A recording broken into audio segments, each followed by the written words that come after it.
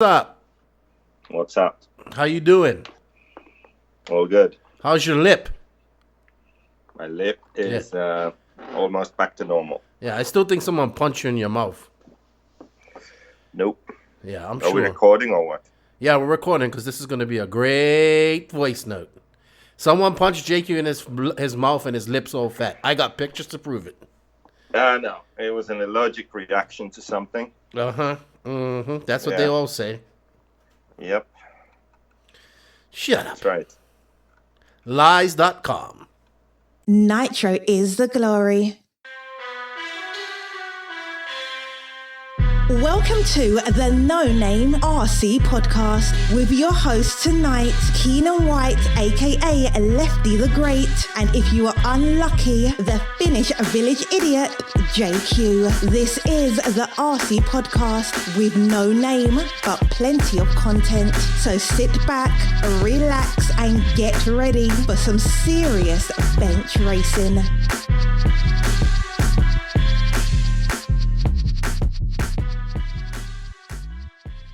Yes, indeed. Nitro is the glory, but E-Buggy pays the bills.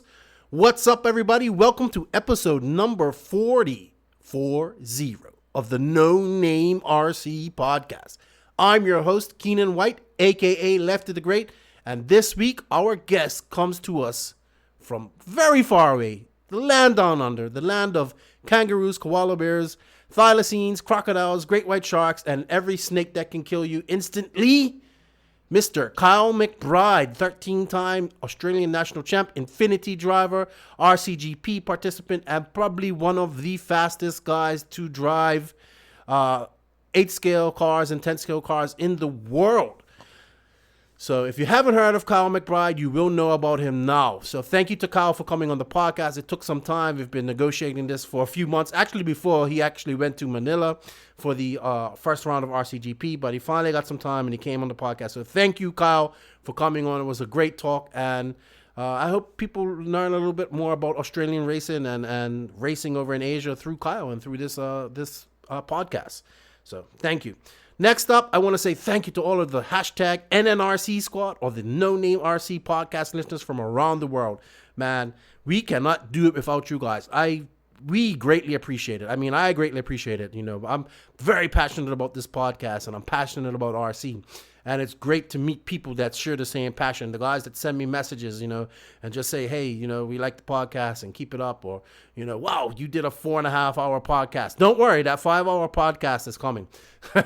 I need to, maybe I'll get a 2-hour podcast in once in a while. But I want to thank you guys for the support, man. We cannot do it without you. Thank you for the messages of positivity that you guys send, guys, and even the guys who called me out on my mistakes. Like, I do know that the intros were too high and some of the too loud and some of the podcasts last week. Thank you to who pointed them out actually for me, because now I know where to adjust it. So I appreciate that. So I like the criticism as well. I take criticism and try to make it better. So thank you very much for all the support, guys. Keep the messages coming. I love to meet new people that are into RC. You know, that's what it's all about at the end of the day, meeting good people that are into the same thing as you. So keep the messages coming and don't hesitate to contact myself anytime. If you want you want to discuss a topic on the podcast, just hit me up. You know, and remind me, because like sometimes I forget. I'm getting old now, you know, and I got 2 kids and my brain's getting scrambled and I have to deal with Joseph on a daily basis. So, you know, my brain gets a little bit wiry, like, you know, dealing with Joseph would just make anybody go crazy. So thank you for all the support, guys.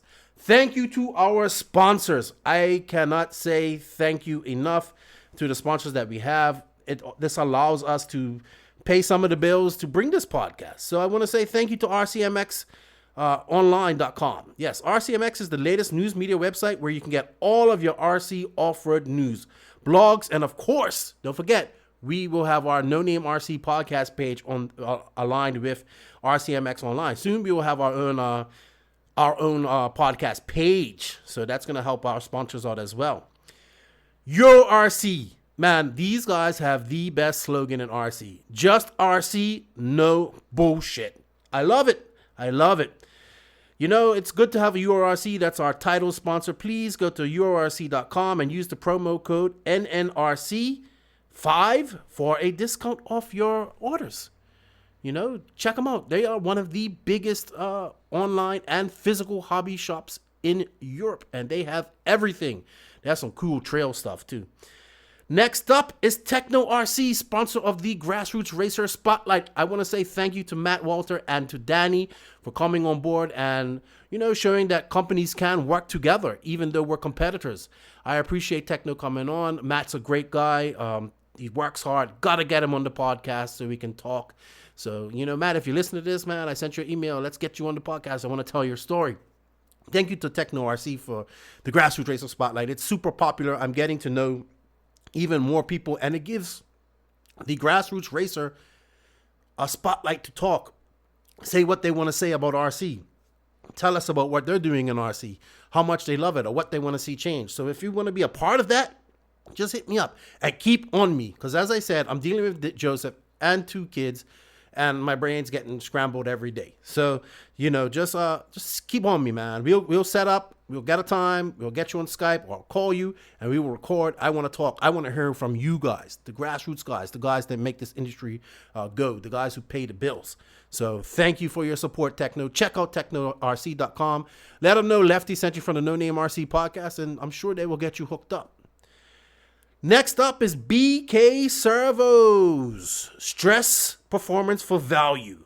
Our servo is extremely high performance, and if you're doing the surface side of RC, which we cater to, which is the 8 scale side and 10 scale side, you want to check out the DS-7002 HV servo and the DS/S/HT models. These are the servos that you want to use for your 10 scale and 8 scale needs.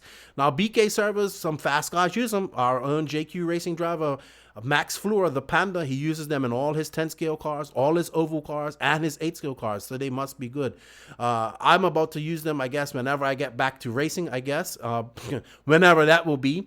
And I know Brent Densford uses them, and a lot of other guys are using them, and they have nothing but positive things to say about them. So go to www.bkhobbies.com and use the coupon code TheNoName, and you will get 15% off your order. So go show BK Servo some love, guys. It's greatly appreciated. Next up is Bipolar Designs. Yes, you can find Bipolar Designs on Facebook and Instagram. They are specialists in decals. They're one of their top drivers. One of their top factory drivers that they actually do decals for is Cole Ogden, Killer Cole Ogden of HB Racing. So if you want to see some of their work, check out his buddy, because Jason Darling, my good buddy from Bipolar Designs, has been doing his decals for a while now. So if you want to get some decals done and you want to get either your starter box and your wrap for your radio matched to your actual paint scheme, hit up Jason Darling. You can find him on Facebook, or hit up Bipolar Designs on Facebook. Let them know Lefty from the No Name RC podcast sent you, and they'll get you hooked up. And he will get you covered, because he does some good work. Next up, and finally, is my good buddy Clint Treadway of 454 RC Works. Now, Clint's based out of Texas as well. He's producing some great 3D printed and carbon fiber swag for all of the RC cars out there. Like, he's doing some great 3D printed car stands, shock stands. He's doing carbon fiber inserts and tank shields for different cars. So check him out, man. And if you guys want, go to www.454rcworks.com and type in NNPC 2019. I don't know why I got that mixed up. And you will get 15% off your order. All the promo codes and descriptions and websites and addresses will be are always in the written description of this podcast on Podbean. So if you ever need to see, if you ever want to purchase, just go to Podbean, check it out, and click the links, and you will go right there and use the promo code. So thank you for all of our sponsors. And remember, guys, showing our sponsors some love shows the podcast love, and you guys show the podcast love all the time. So it's greatly appreciated, and to our listeners as well as our sponsors. Now, I am not going to ramble on too much more, because Joseph Quagrain, aka Rupert Pumpernickels, has his panties all in a bunch, and he's all pissed off about the last podcast because I didn't ask he says I threw him under the bus, which I didn't. And I didn't ask him all the questions he wanted me to ask with Brendan Roddy, which I did mess up on one. He's so anal about getting results. And I agree, this is wrong. I did miss out on this question. So he's been on me. He's like, I'm gonna tell you off on the podcast this week. Ha ha ha. You know, he's got his panties in a wad. So I'm not gonna. We got some questions to answer. We got to talk about the Nationals. So I'm gonna go ahead and give Joseph a call right away so we can get into this and see what he has to say. See what Rupert Pumpernickels has to say.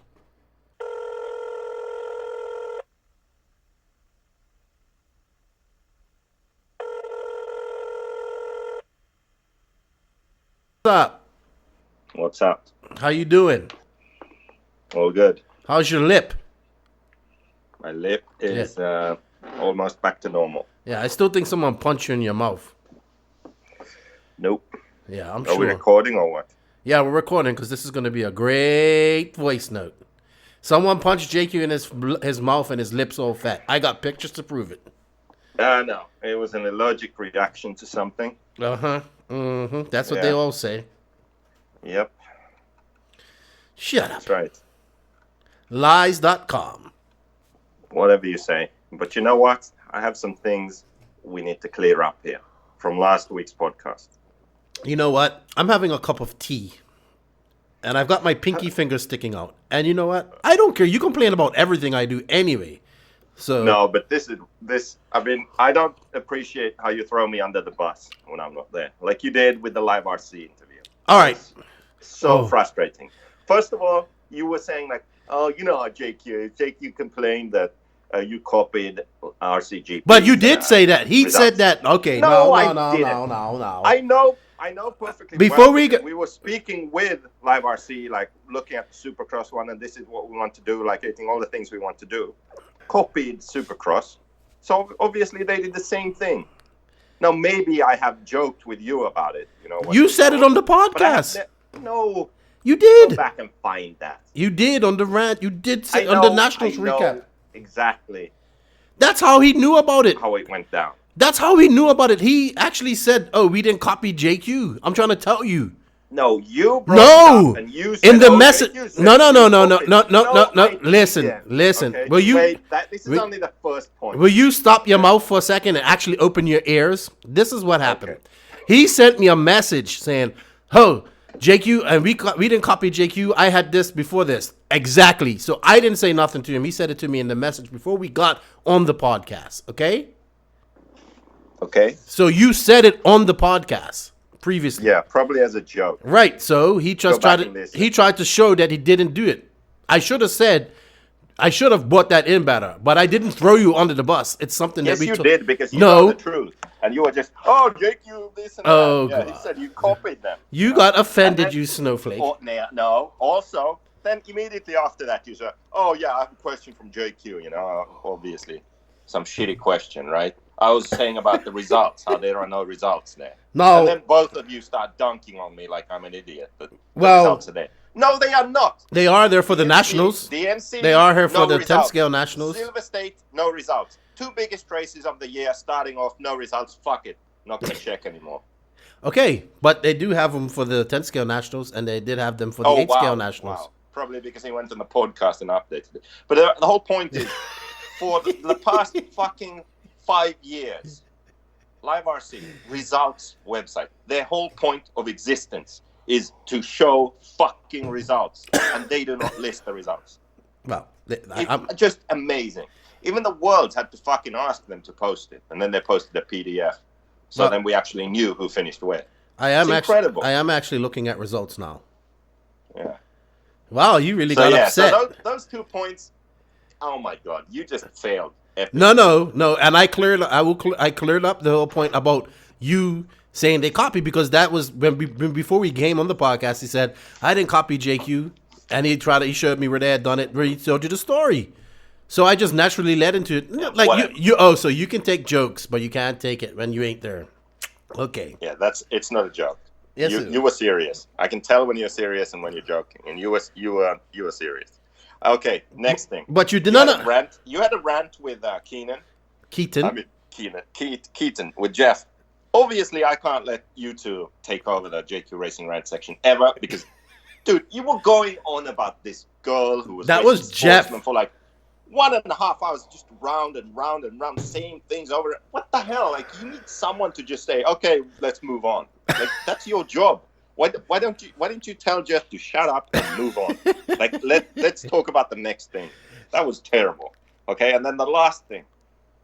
Okay, this we're gonna save for the rant, because I have an explanation this is only for the that. Intro to the podcast now. Yeah. So maybe we should move forward. To rant about this. I really, really want to rant about this. You said that if 100 people joined or took up RC racing, it would change that industry or improve that industry. I said it would affect, and what I meant was it would affect the 100 people yes. will not do anything. Yes, it will. And then also when we were messaging about this, gosh. I said that there are like 30 professional drivers in RC. Yeah, I want to talk about that. And you were like, no, there isn't, blah blah blah blah.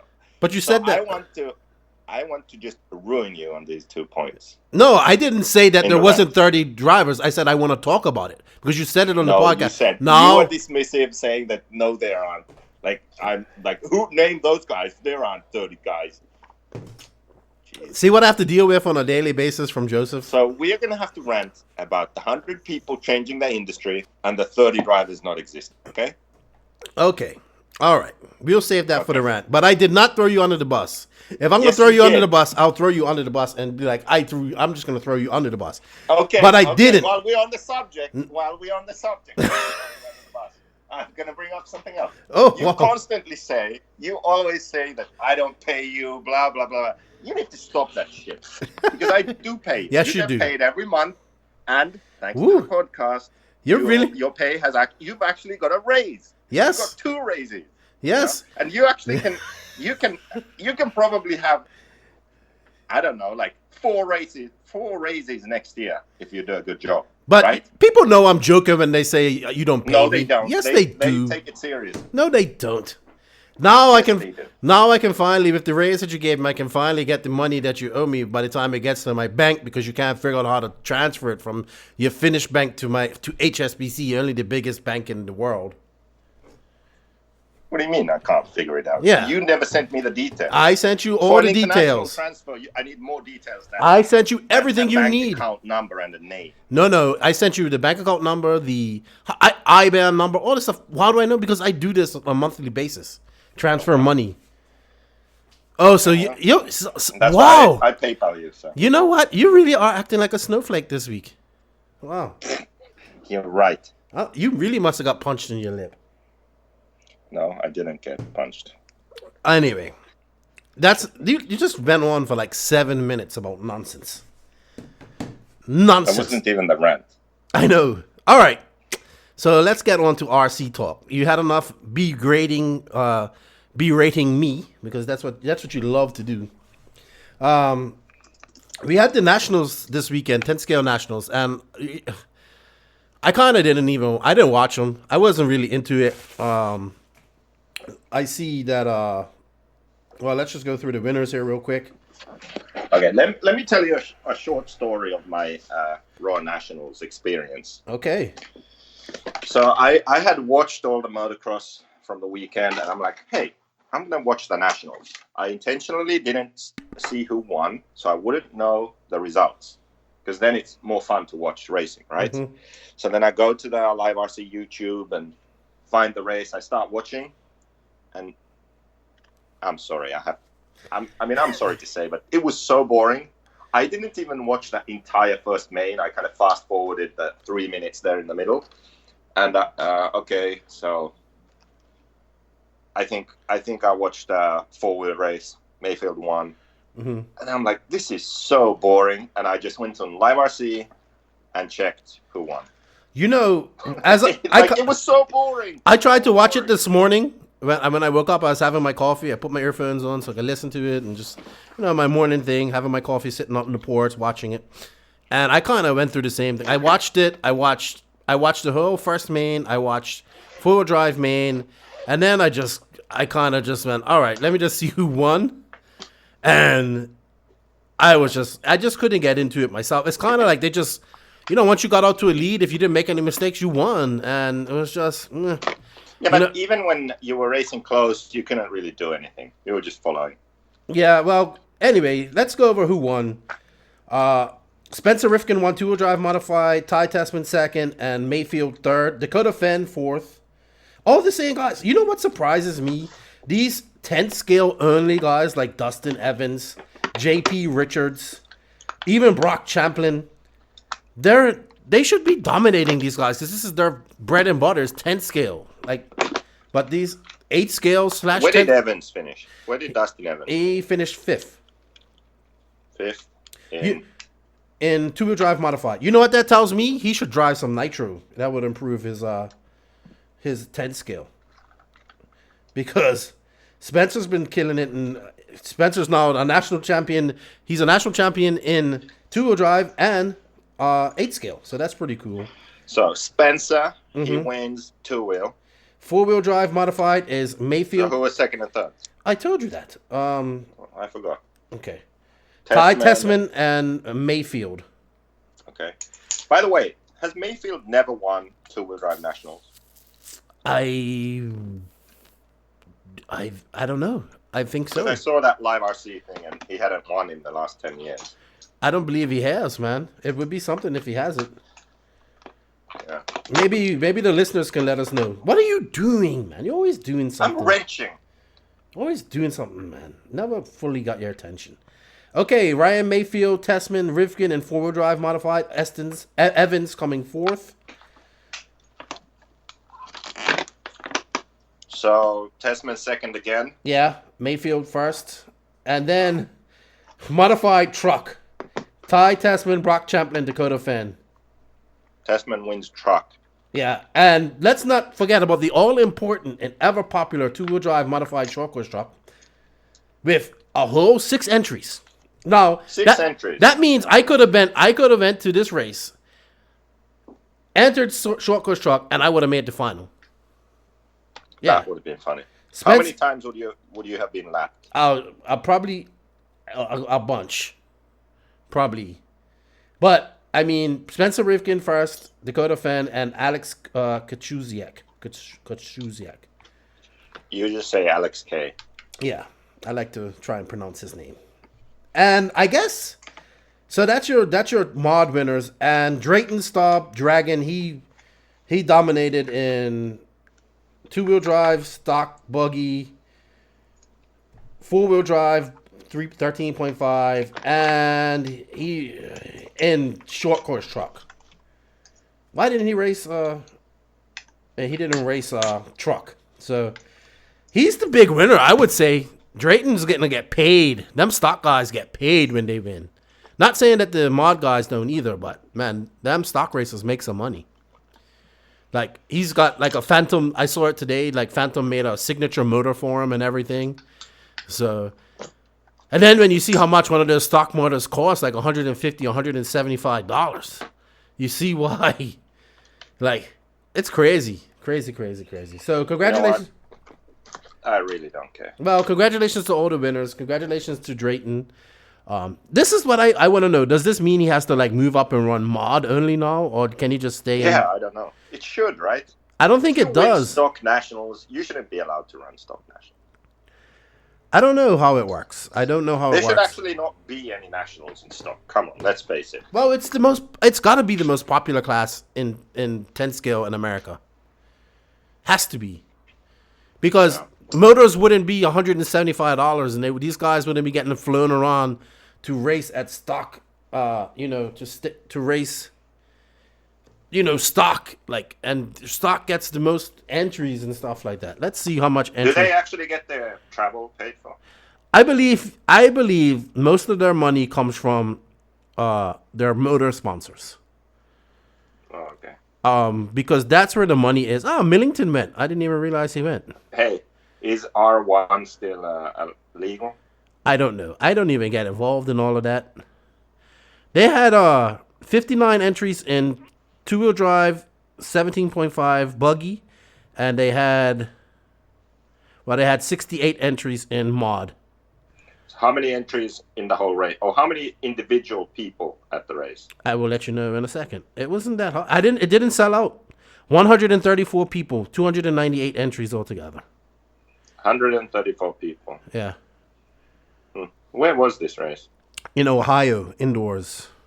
Ohio. I think they just need to go back and do it would be so great to see this go outdoors again. Like, just like it used to be. Anyway, that's what I was going to say. So, you know how boring it was to watch. Mm-hmm. As a racer, it's also kind of boring. It reminds me of on-road because you're just doing the same thing over and over and over. It's like running on-road. You're getting the rhythm and that's it. So recently Live RC had this Throwback Thursday and they showed some 10 scale nationals from, I don't know, like 10 years ago. And it was outdoors. The track got a bit rough and dusty and it was just, the racing was so much more fun to watch. Mm-hmm. And probably a lot more fun to drive too, because it was more technical and drivers were making mistakes and they were taking risks and they were passing each other. And man, we really need to get back to that somehow. All this carpet racing and indoor clay tracks, completely smooth, running slicks. Oh my God, I'm just so over it. Well, it's just boring. I also saw that they started work on the Worlds track at Hootie Arena today. So, they did? Yeah, I saw a quick post about that. 17 days to that. Oh, I can't wait for that. I'll actually watch that race and just be cool. I think I'll enjoy that racing. So, all right. Yeah, you know what came to mind when I watched the main this morning was just your hairdryer noise in my head. Like everybody's so quiet, everybody's watching so carefully. Nobody's making no noise. And then I think in one, you just heard somebody, they must have had a drill and they must have been breaking in motors. Or breaking in tires. And I was like, oh, yeah. That's another thing. We get these tires. Yeah. You know what's crazy? There's no tire rule there. So it's open tire. Mm-hmm. So it's really crazy. Yeah. You have to sand down tires, different compounds. It's just like on-road. In on-road, you get those firm, 8-scale on, you get those firm tires, and you have to lay them down to get, so they handle better and they don't last as long, I think 10 scale should definitely be a control tire. I don't know. Just my 8 scale, it's not that big of a deal. It's a big deal when it's an international race that people fly to. Mm-hmm. But, national, regional kind of races, not as big of a deal. Of course, I know people fly to nationals in America. But 10 scale, yeah, you have to have the right tire, right compound. So you need to try all the available options to figure that out. So, like Reedy, it's just so much easier when it's control tire, everyone's on the same thing. Yeah. And you know what, man? If we complain and say that the 8-scale nitro side of RC is stuck in the 90s, late 80s, 90s, then 10 scale on a whole is stuck in the 80s. Here we are. It's 2019, almost 2020. We have brushless and battery technology for almost 10 years now, more than 10 years. These cars are more than capable of running 6 minutes. They have 10 cars to a main. There's no bumps. So it's illogical. If you don't make the A main, you might as well just go home. It doesn't even make sense running. Yes, they really need to update the format. And that's not just the nationals. That's the Euros as well, and the Worlds. Make it exciting. Make it exciting for the racer. I love bumps. That gives somebody an opportunity that didn't do well in qualifying to make it. And it's. Yeah.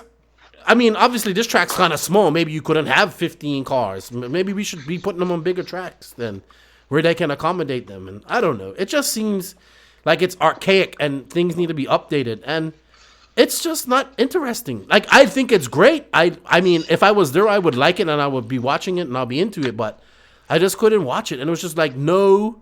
It was just quiet. Like you said, watching golf. Nobody was making noise. Everybody was quiet. But I guess there was nothing to cheer for. Or maybe they aren't allowed to make noise. Maybe that's a rule too. Yeah, I don't know. Anyway, congratulations to all the winners. We're Nitro guys at heart. I know you like 10 scale as well, Joseph, but yeah, I do like 10 scale, but it's just that when you have a track like that. So when it's super smooth, super high grip. You need to make the track really difficult, really technical. Ball turns, berms, big jumps, technical jump sections, things that force mistakes, and also like maybe build like a mogul section or a whoop section or something, like make the track so drivers with balls and skills can go faster than drivers who played a bit safe. Okay, because then you can catch up or you can break away, and then there's that aspect to the race. And also then drivers will make mistakes. And then if you are good at designing tracks like that, then you can make a section where you can actually make a pass, because the faster line will be one which leaves the door open and someone can pass you.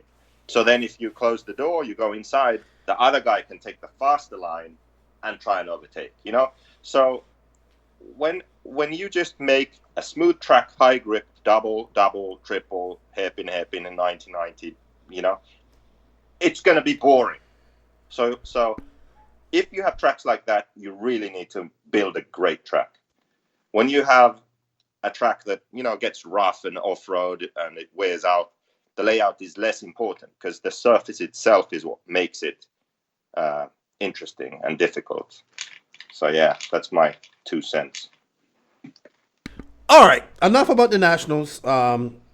Let's go on to. We have some questions. One more thing. Oh gosh, Jesus. Okay, go ahead. You know who was a disappointment, and I was really surprised?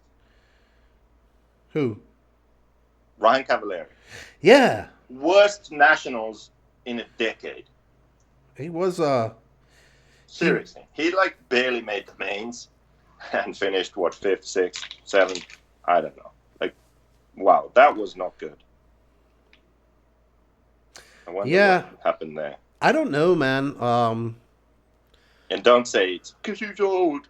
No, he's not. I wouldn't say he's not. He's younger than you. Oh, he isn't old. He's only 33? 31? 33, I'd say. No. Not that old. Yeah, man, he's got to be about 33. Yeah. Yeah, well, you since you started with JQ Racing, you've said that I'm old. Well, you know who else says you're old? I don't know. Degani. Well, Degani, he says everyone's old. Yeah. All right. Everyone that's not Ongaro is old. Basically. Let's take a few questions here that we got in the Facebook group. First, it's Joe Zaire Jr. You always have some great questions. He goes, in a couple of weeks, we're holding a nitro-only race at the world's largest snowmobile event, Heydays. We are doing heads-up qualifying, but would you think it would be better to run the race with time or laps? Time. Time. Time plus 2 laps. Okay. Like motocross. That's actually what we should do for RCGP also. Okay. The problem with the laps is it only works if, like, for example, for the RC2 class, it wouldn't work because the fastest heat is so much faster than the slowest. So how do you make you can't do it. Like, I mean, for the mains, because the mains will be, the fastest main will be, let's say, 20 minutes and the slowest will be 30 minutes because the guys are just so much slower. So when you have a big spread like that of talent and speed, you can't use laps. Okay. It's just easier. Time is just easier. Make it time plus 2 laps, and that way the guy that wins crosses the line first. Okay. John Bolton asks, I don't know if you have any insight to this. He says, the associated B6.1 kits are out. Is the B7 kit coming soon? I don't know. I doubt it. I don't even have a B6.1. So. Yeah. Okay. Lucas Lauren. He wants to know, and this is a JQ specific question, why do we have plastic bearing carriers when we have machined aluminum hubs? Why not machine hubs to fit bearings with no plastic inserts? Too much play with inserts. Well, you can shim them when they wear out, and yeah, I know some of them they haven't produced to tight enough tolerances. I think the new ones are better now. But the point is that it's just easier to manufacture this way when you have the plastic bushing. Okay. The tolerances don't need to be as tight. Yeah, I've also used Kyosho inserts. They're a little tighter, a little softer, and expand. Jeff Werner, he goes, I guess this is to me. What has been the most listened to episode so far? That would be the Ryan Mayfield episode. It is by far. Yeah, but do you know why? Uh, Because the Ryan Mayfield episode had the most epic rant in rant history. right. Dude, you really need to get some sound bites from that rant. You always take credit for when credit isn't yours. Well, I'm sorry, but that rant was epic. Right. And that's why everyone's listened to it. Right, I bet. Yeah. Craig That's Kinsey. exactly why. Craig Kinsey. He says, what is the most listened to podcast? We just answered that. How many countries around the world tune in? Last I checked, we was over 50. Jeez. What? I haven't even been in 50 countries. Yeah. It's probably more than that. He goes, and he asked, do you have any plans for new types of segments or special episodes like JQ's after race interviews or pit walk interviews? Well, we are planning on doing some more segments. We need to get some equipment for that, to do that. The whole point of me going to RCGP is to do podcast stuff, pit walks, interviews, and whatnot.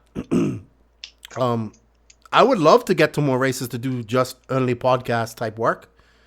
Maybe in the future, if the podcast can get popular enough and generate funds to pay for that, sure.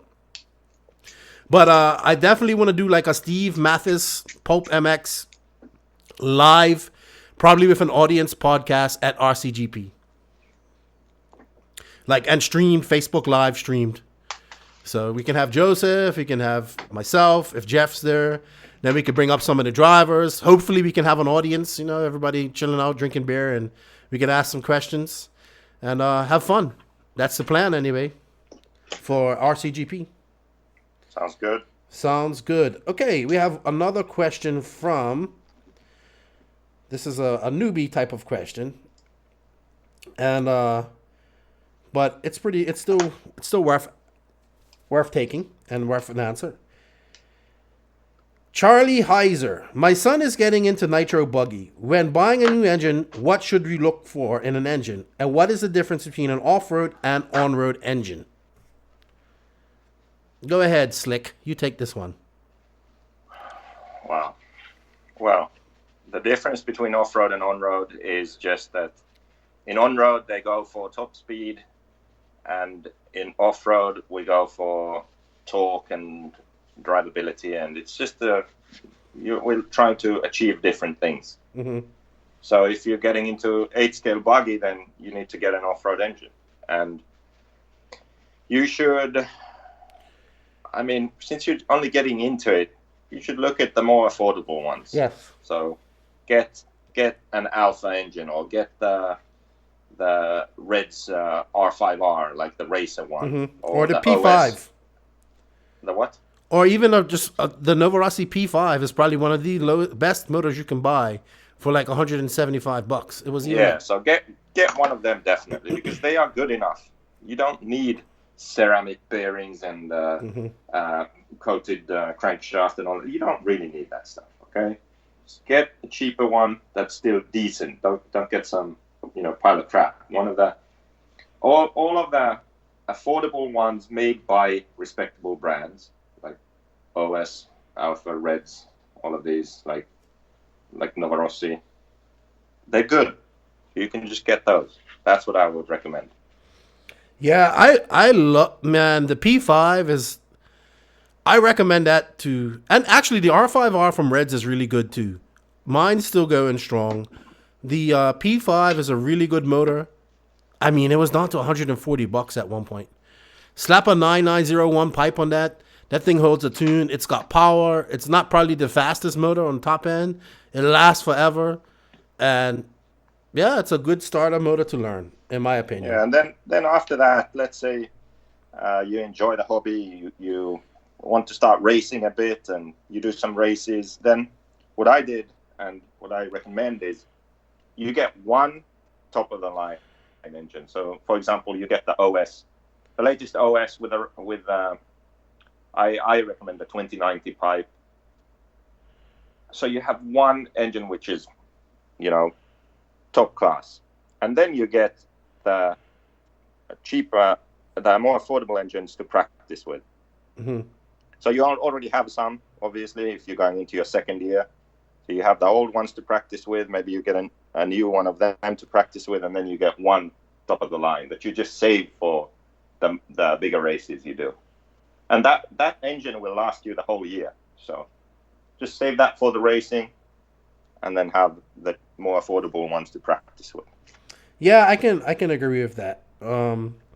Because nitro, and also like I would suggest taking them, like learning from somebody that has experience in tuning as well. And not all engines tune the same.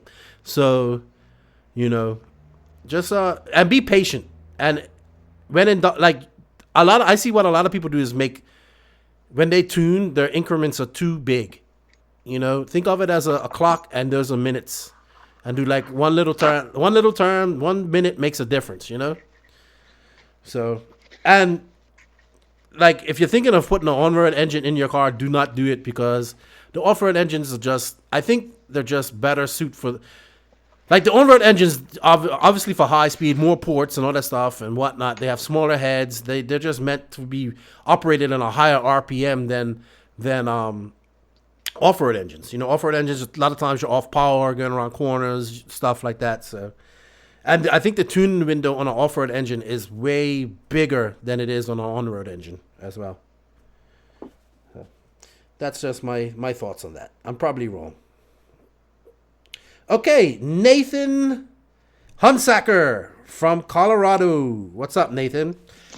He says this: I've been wondering what most high-level drivers witness us newer competitors doing wrong. He says, are we missing some obvious stuff that just is brutally clear to the veterans? He's talking about as when guys are driving. Like, how we say we can see somebody's going to wreck before they wreck? Yeah. So he wants some advice on that.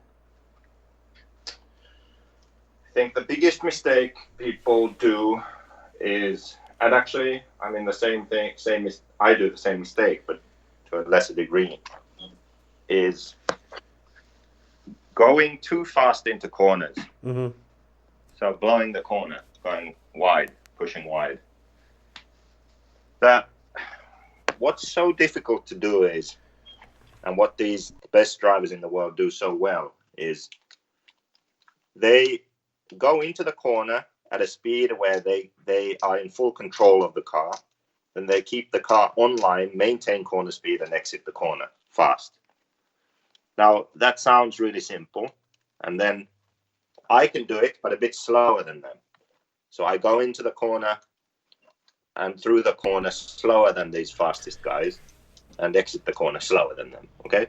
Then I try going at their speed, but when I do that, often what happens is my car pushes, I go offline, I sort of half spin out, lose the rear end, I lose speed in the corner.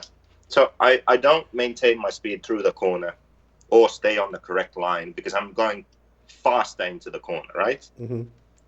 And that's what a lot of new drivers do wrong. So they enter corners too fast and they don't stay online or maintain their speed through the corner. So that's the number one thing I would focus on, is kind of to slow down a bit and make sure that you are following the correct racing line around the track and you're maintaining a nice, nice corner speed. So you flow around the track without really, stopping in the corners and such. So I think that's really the number one thing that I can see when I watch less experienced drivers. And maybe a second thing, what you were alluding to, is how we can tell when someone's going to crash before they crash.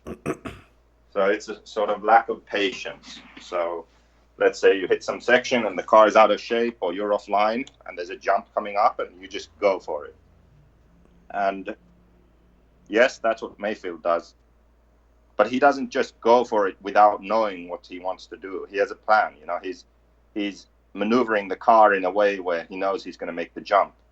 But when someone that's not that good does it, they just go for it, and they don't have a plan, and they aren't maneuvering the car. The car just takes off at a weird angle, and then they're passengers, and then they crash. So I would say just be patient. You know, when you are in a situation where you think that, oh, I might not make it, then you're not going to make it. So just back off. Don't do the jump. You'll save a lot of time that way because you won't crash. You're not going to get marshaled. Exactly. Mostly when less experienced drivers crash, it's because they make a sort of obvious mistake. It's an avoidable mistake. It's very often an avoidable mistake.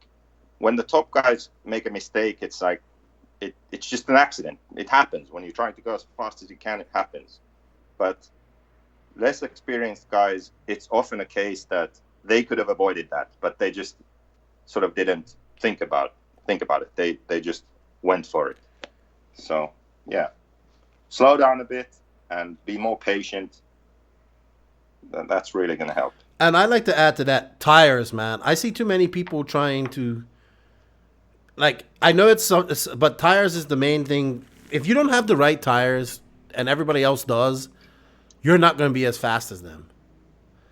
You know, it's going to be very difficult. So pay attention to tires, what everybody else is running, what compound is everybody's running. I would say compound is just probably more important than actual tread sometimes.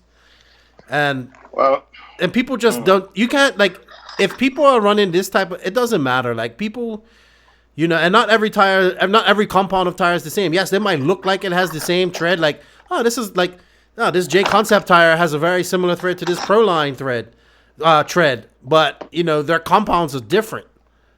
You know, even if this is equal to a super soft and this is equal to whatever, you know, you have to, tires are a big deal. And if we're talking about cars, then typically, whenever I look at someone's car, I don't really need to change their setup. I only do the basics right. So I set the camber. Many times people run just ridiculous camber. You can just look at the car and the camber is way off. So I just set the camber, then I set the ride height, down travel. I check that the end points are set correctly on the radio. And then more than likely the car will perform a lot better than what it did before I checked it. And I didn't really change the setup. I just did the basics correctly. And so that's really something that a lot of people do wrong, that they don't build the car correctly and maintain it correctly, and they just assume that it should perform well. So yeah.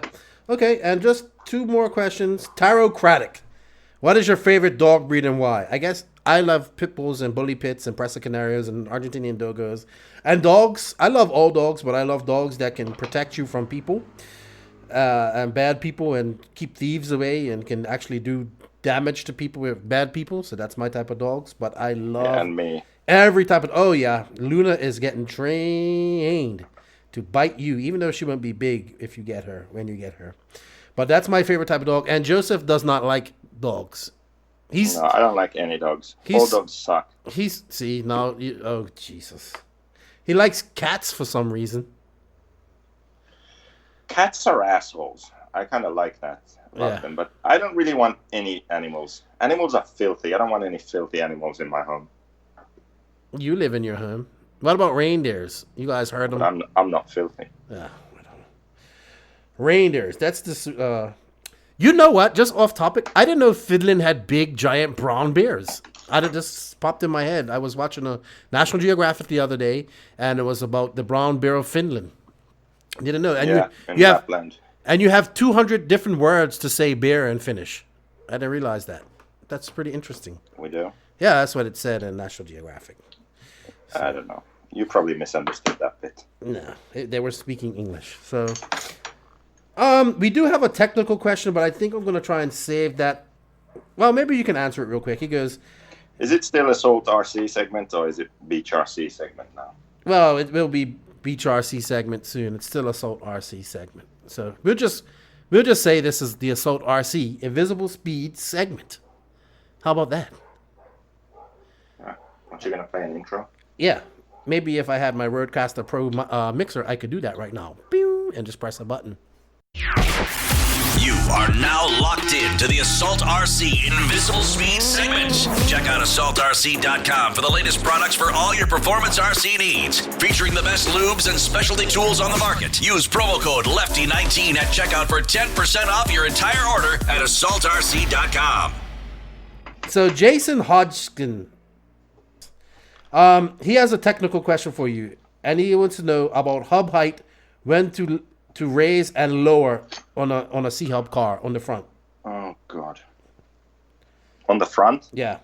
About when to... I guess he's talking about... This is the exact question. Okay, you have it? Go ahead, sorry. Yeah, okay. Just, why don't you read the question? I'm going to crack open a beverage.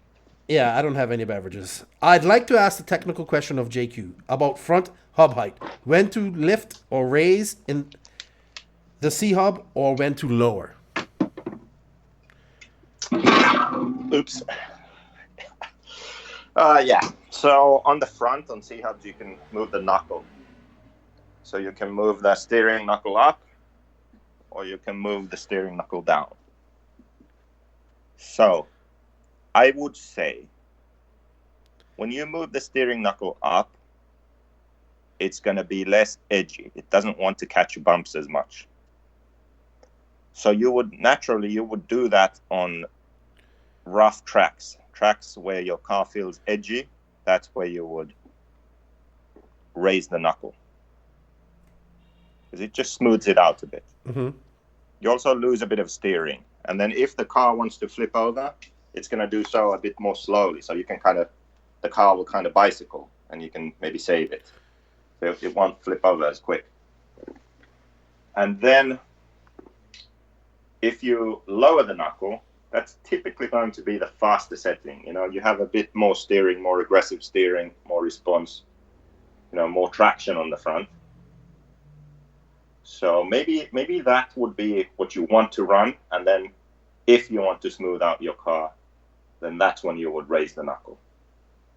So you start out with the knuckle down. And then if you want to smooth it out, if your car is hard to drive, if it's catching bumps, then you would raise it. That's what I would say. Okay. Is that all you have? Earned a beer. Yeah. Well, thank you, Jason, for your question. Remember, guys, the Assault RC Invisible Speed segment will be changing here shortly. If you guys have any questions, just send them to me or post them in the Facebook page. Thank you for your answer, Joseph. What are you drinking anyway? I'm trying this new...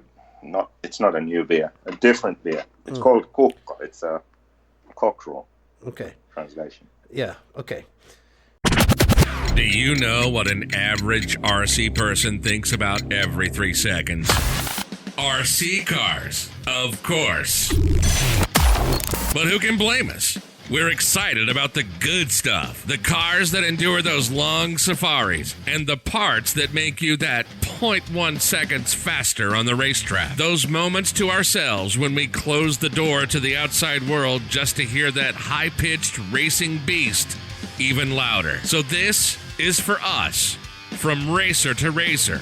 Euro RC, just RC, no bullshit.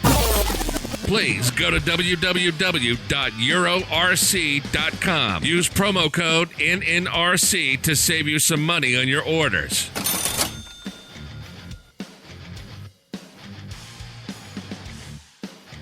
So what's up, everybody? Our guest this week on episode 40, all the way from the land down under, from Australia, if you guys don't know where that is, the home of Crocodile Dundee, the thylacine, the great white shark, dingoes, and everything else dangerous, kangaroos, wallabies, koalas, and everything else dangerous in the world that can kill you really fast. Australia has it. So our guest this week is the 13-time Australian champion Infinity driver, Kyle McBride. What's up, Kyle? How are you? Hey, how you going? Yeah, I'm really, really good. Thanks for having me on your podcast. I appreciate it. Thank you for coming on. I know we've been trying to do it for a while, so I know you're a busy man, and I appreciate your time. So, yeah, no, of course. What part of Australia do you live in? So I'm in Brisbane, Queensland, which is on the east side. Mm-hmm. kind of where all the good stuff is. It's like the opposite side of where the Worlds in Perth was for the 8 scale. Okay. Now, Opposite side of the country. Now, to fly from Brisbane to Perth takes how long? It's like a 6 or 5.5 hour flight, 6 hour flight. So it's like kind of long. Yeah, it's like it's basically like it's like the America going across basically. Like, you know, people would never believe that because Australia doesn't look that big on the map. Obviously, it's a map, but you know, right. Australia's a big country, man. Yeah, big we get continent. it's huge. Like the only thing is like basically, well, it's all in the middle is just desert and no one really lives there. Yeah. So it's like everyone lives on the coast, and then we got all this like land in the middle that's kind of unused somewhat. Yeah, it's so unexplored too. I was listening to a podcast about this guy who on Joe Rogan's podcast, and he goes into all these different areas of the world that aren't unexplored, and he's like really looking for the thylacine, and that's where he's looking for it, and there's unexplored areas of it. I'm just got a fascination with thylacines, dude. Yeah, that's cool. That's cool. Yeah. But yeah, no, definitely. I mean, like it's like in America, like they build like a desert. They build a city in the desert like Vegas, but yeah, we haven't really. I mean, I don't know. We got not that many people, but then just bulk land. So I don't know. It's cool, but it's so crazy. Like I'll be driving. My buddy and I were driving back from DNC this year, and we're like in the middle of nowhere, and then there's a little town somewhere, or like there's a house over there, and I'm like, who? Like people just who lives there? Yeah, it's so crazy. So just it's like sorry, go on. No, sorry, go ahead, man. Sorry. I was just gonna say it's like mega hot, like for us. Like if you go in the middle of Australia, it's like just like raging hot. So like you can't. Well, I wouldn't really want to live there, but some people do, I guess. Yeah, I'm not. It's hot enough down here for me. It's like, too bad. Yeah, exactly. So how old are you, dude? I am 23. I'll be 24 in December at the end of this year. So you're still a young man. It just like, no offense, but it just seems like you've been in this hobby, this sport for so long. But, yeah, I mean, I guess. I mean, since kind of my career kind of kicked off like when I came fourth in Thailand for my first World Championships, and then kind of after that, kind of just barrel rolled into a full-time thing. So let's start there. How did you get started into RC? Well, so my dad, he did it as a hobby for like 20 years or something. He did it for ages. He did like 10 scale, started with 10 scale racing, and then me and my sister actually got us into it when we were like, I was probably about 12 or 13 or something like that. I think I was like 12. And I started doing 10 scale racing, just tour drive stock, going out. And then my sister was racing as well, and then also my dad. So he kind of decided that it was just too much. Like he was having to charge 100 batteries for us to go out just for a club day and all this stuff. So then he got into 8 scale racing. He found that, and then got right into that. And then I kind of continued with the 10 scale stuff for a while, and then I got into the nitro stuff. And obviously my sister she just stopped racing. She got interested in whatever other things, boyfriends and stuff like that. Then, I did nitro. My dad got me into nitro, and I turned out to be, I guess I was going really good. He spent a lot of money on me, like traveling me around all Australia, doing all our events like state championships, nationals, all that sort of stuff. And then, I kind of just came out unexpectedly at the Thailand Worlds, and I ended up fourth in that. So it was kind of like a bit of a big shock, but and it's just gone on from that. So before you went to Thailand, had you traveled to Asia previously to race?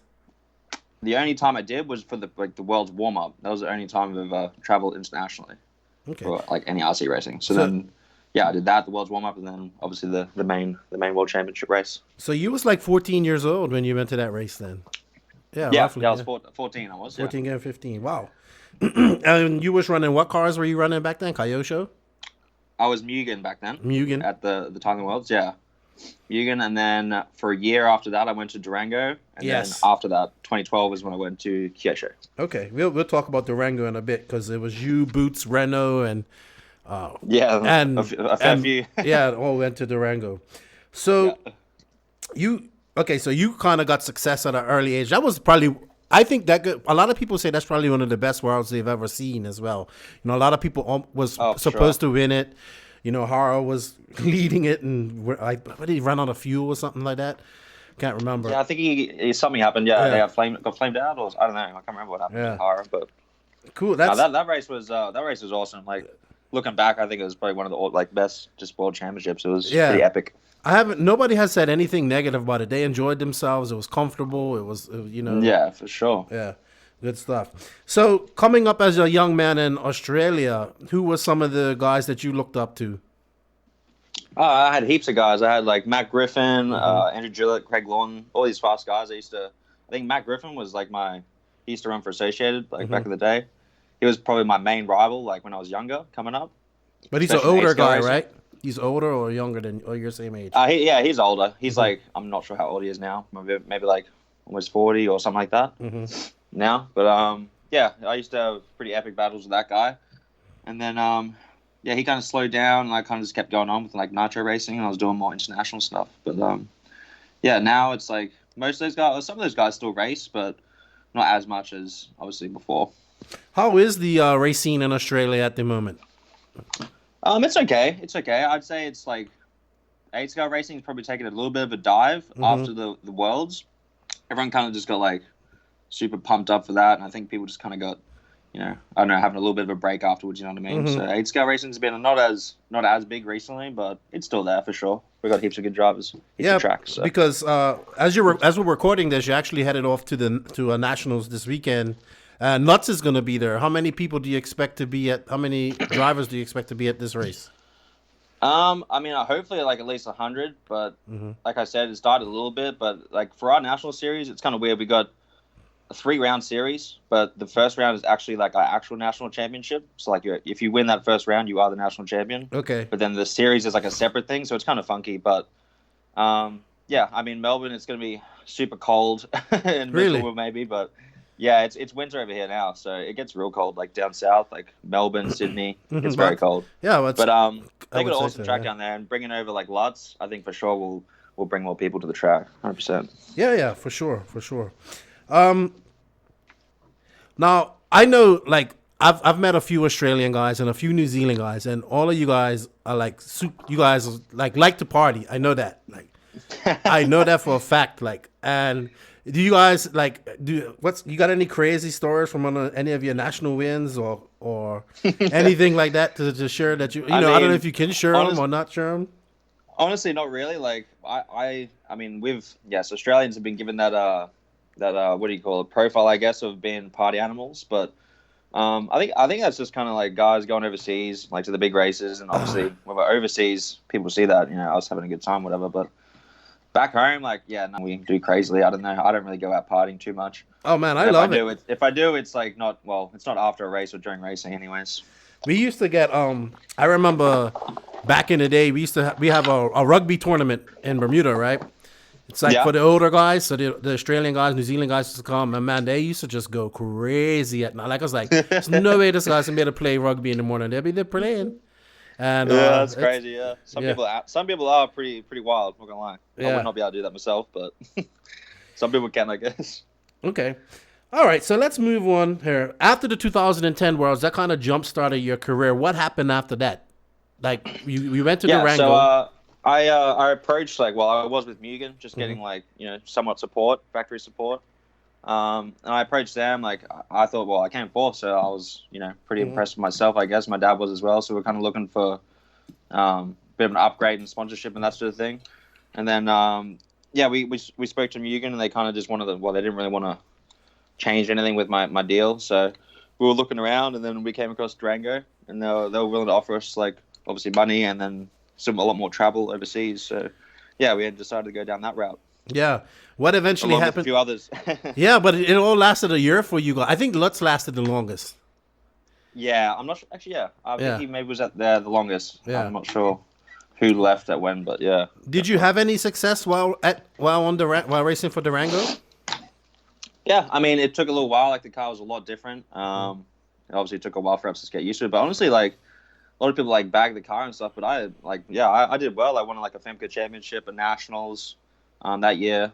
And I mean, I didn't go great. I think I went to the Neo buggy. I didn't go too well at that, but yeah, I mean, the car was good. It was okay. It was kind of just, I think they piled on too much at once. They got too many drivers at once, and kind of just ran out of budget or something along those lines. Yeah, they did. They signed a lot of drivers, and they pumped a lot of money. And I just think they like didn't had get Renault over in Yeah. America and all Yep. that stuff. So, yeah, I mean, I'm not sure exactly what happened, but yeah. So then this is about the time that you switched over to Kyosho. Yeah. Right? All right. So Yeah, how it was did towards the end of 2011, towards the end, we're getting, Kyosho was interested in us, and then we met up I think I was at a Scenic Challenge that, I'm not sure if you heard of that track in Yes. Indonesia, Mhm. the big epic one. Yeah, Yes. yeah.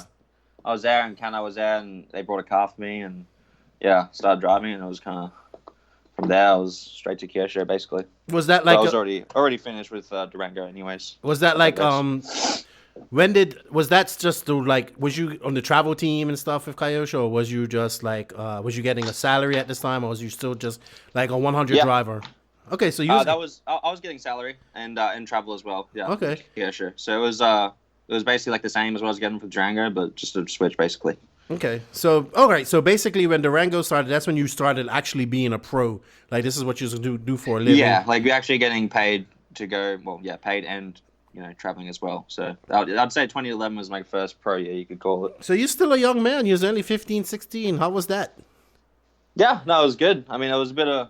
I guess I felt a bit of pressure for sure, like just earning money and traveling overseas is some like what an expectation. But I mean, I thought I did okay with Durango. It just kind of didn't work out as we planned, I guess, and as they planned. So Was you still in school? I was happy to move on to. Yeah, I mean, I did. I was in school until halfway through grade 10, and then my school was kind of unhappy with me because I was traveling so much and all that sort of stuff. And then we decided to do. I did homeschool, so did everything basically online. Okay. On my computer. So Yeah. it was basically the same as going to school. Just you talk to a teacher on a laptop instead. Yeah, that seems to be the normal thing for RC kids. Like, I interviewed Spencer Rifkin about a month ago. He had the same thing, and just seems to be. Yeah.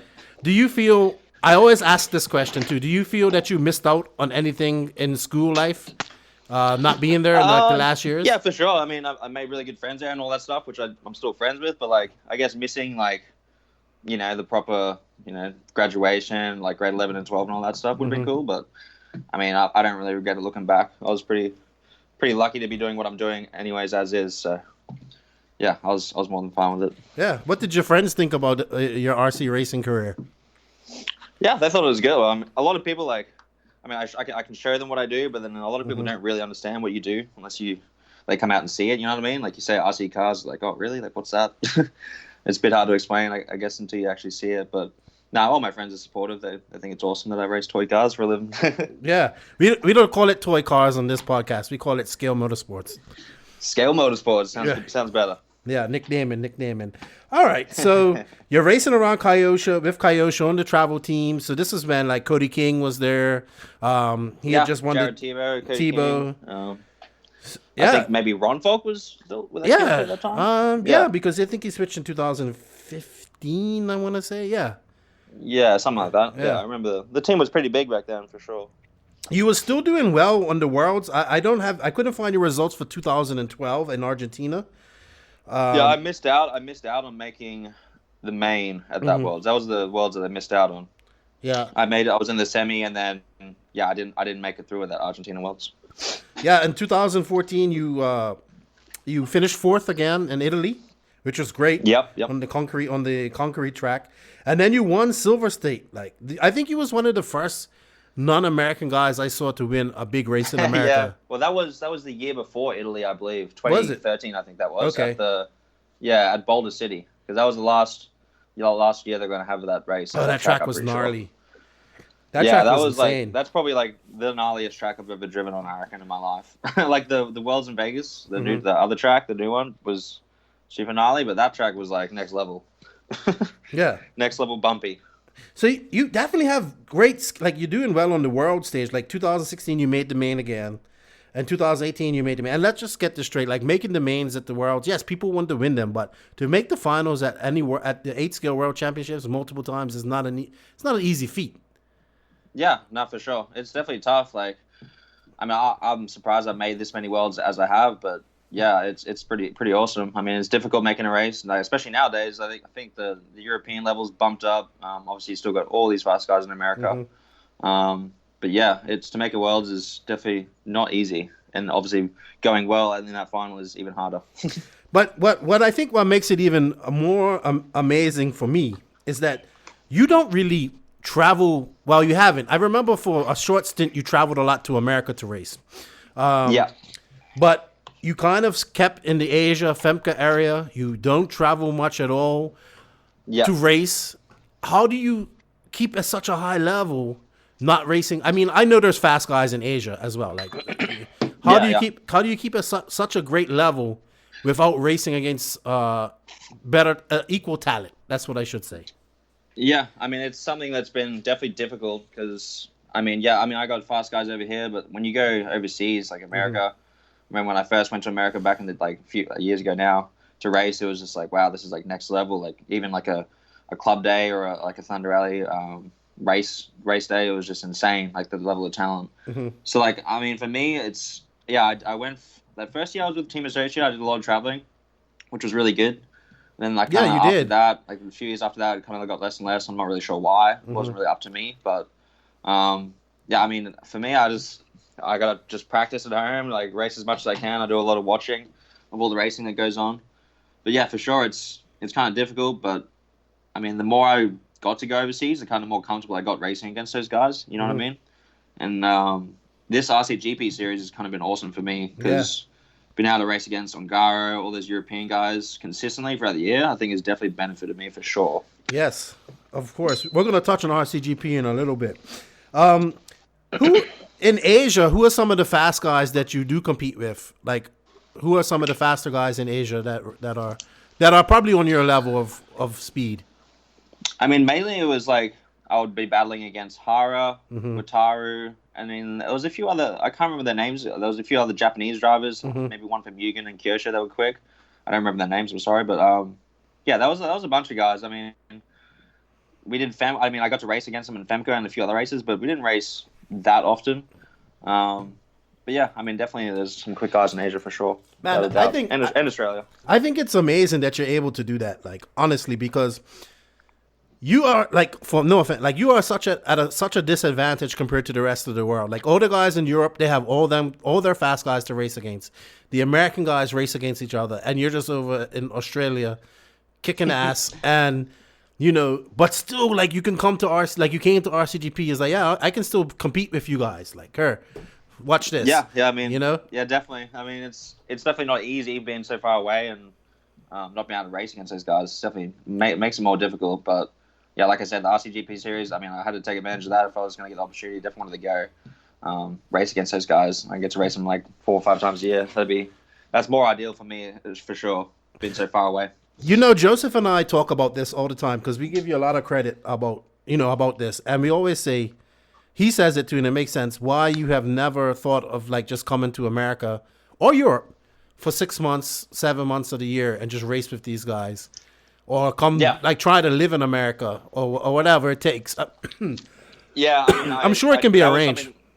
Yeah, that was something me and my dad did try. I mean, getting the visas and everything wasn't that easy. We tried to do it and we kind of looked into it, but I don't know. It was kind of something you definitely wanted, like, thought about, but kind of just never committed to it. And even kind of like how Joseph does it. I mean? Joseph comes over for the winter of Finland in America. 3-4 months, that's even that would benefit you. Like, you can go race it. Not saying that you need it, but it would definitely be, for sure. Definitely. Like going to OCRC, racing 10 scale with those guys, and just getting to go to all these different tracks and practice for a little while. I would love to see you do that, man. Yeah, I mean, now I'm with Infinity. Obviously, we're creating this new project and everything, so that hasn't really gone underway yet or fully completed. But once that does happen, I think for sure I'll be doing a lot more traveling for sure, especially to America. I haven't been there in too long, I reckon. Yeah, but you're coming back, and we'll talk about that. I'm coming back. Exactly. All right, so let's go back because we kind of got off tangent a little bit, but I wanted to you was with Kyosho for how long? So I was with Kyosho from 2012 through to I went to A 2015, so 2012, 2013, 14. And so what 2 years. What happened there? You just moved on to 3 years. Just they weren't meeting your demands, or you just felt like you needed a change and then switching to AE? I mean, at that point at the end, like Kyosho was really good. Obviously, super professional. Their car was really awesome. But I kind of wanted to, again, the travel wasn't like, as much as I wanted to be. I wanted to travel a lot more, go to some more international races. And then, yeah, speaking with brands from AE, I was kind of at or after the 2014 Italy Worlds, kind of spoke with Brent and all those guys, and I don't know, Associated just comes seem like a nice, exciting change for me. So we decided to go down that route, which, yeah, I think was a good thing. Yeah, I mean, like you said, the first year you was at AE, you traveled a lot. You was everywhere. Yeah. I mean, that was kind of the point. It was like, that's what Brent wanted me to do as well, was get me to as much races as I could, especially like doing more 10 scale as well, doing the Reedy and all that sort of stuff. But yeah, that was definitely beneficial, I thought, for sure. Because and then you just kind of disappeared, and I was like, where the hell is Kyle McBride?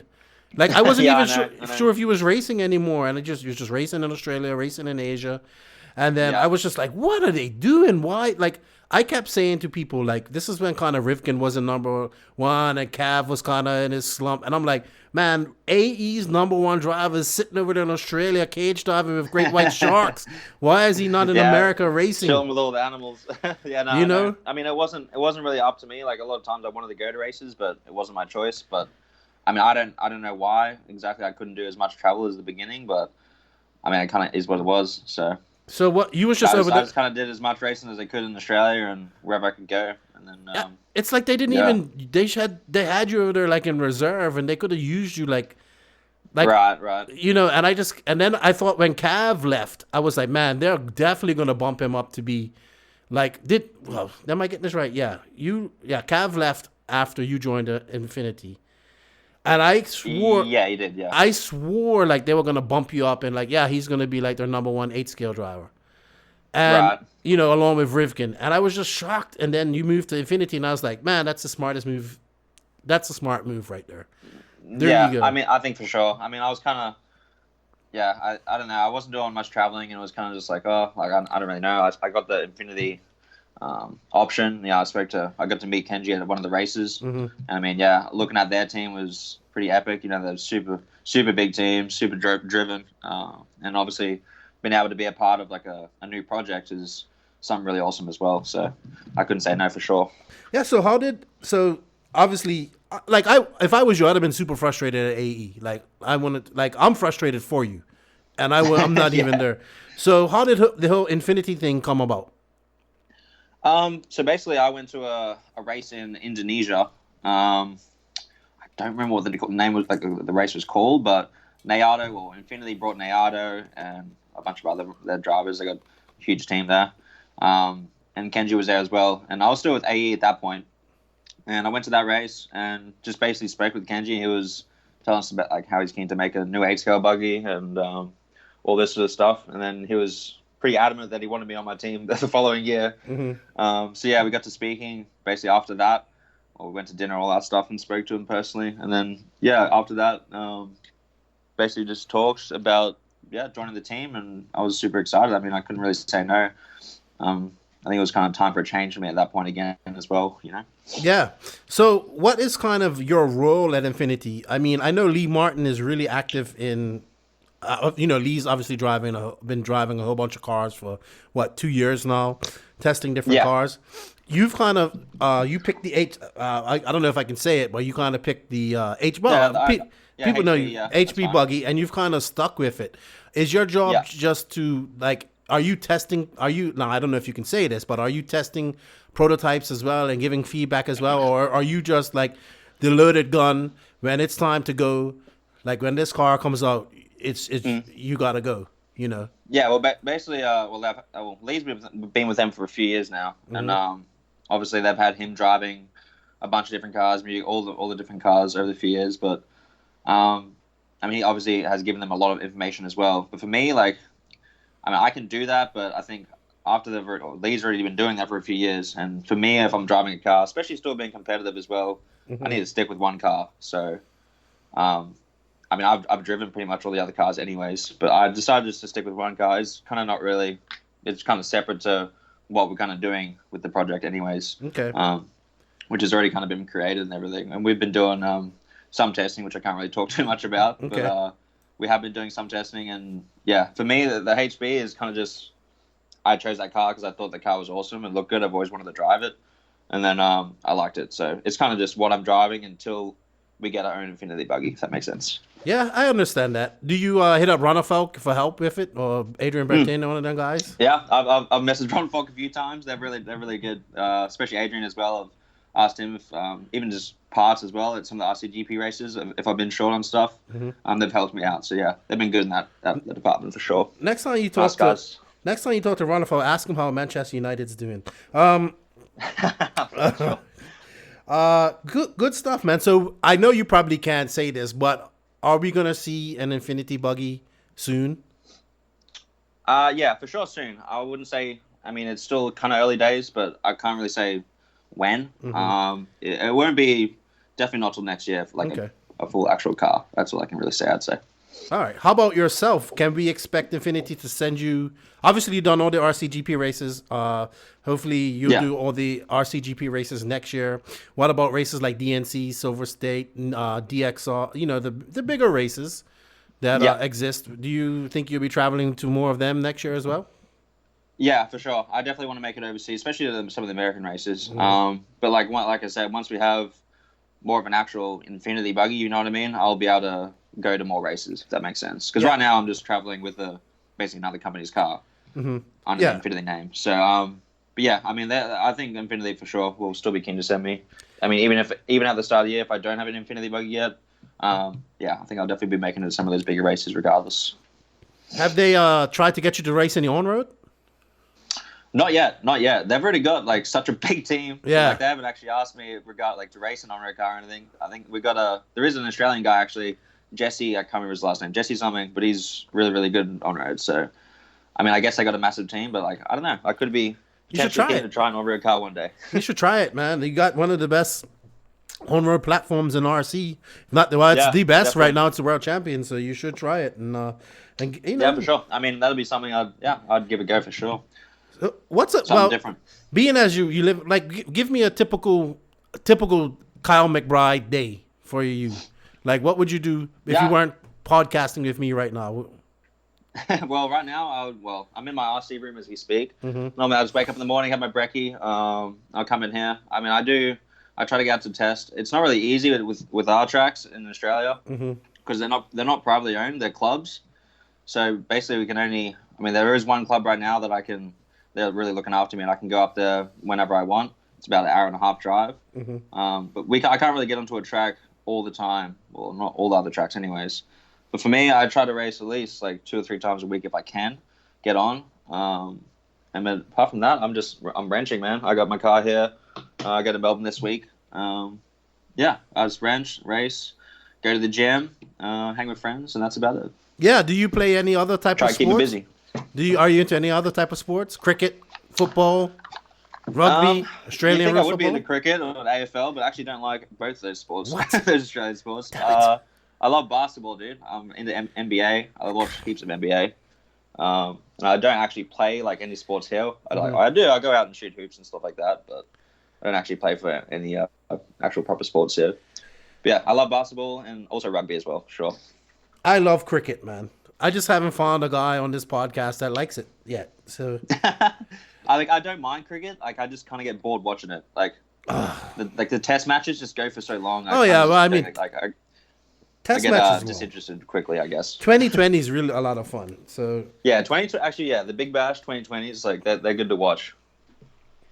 When the guys are just smashing sixes, that's not bad to watch. Oh, I know. I have a question, and I'm starting to ask all of my current drivers.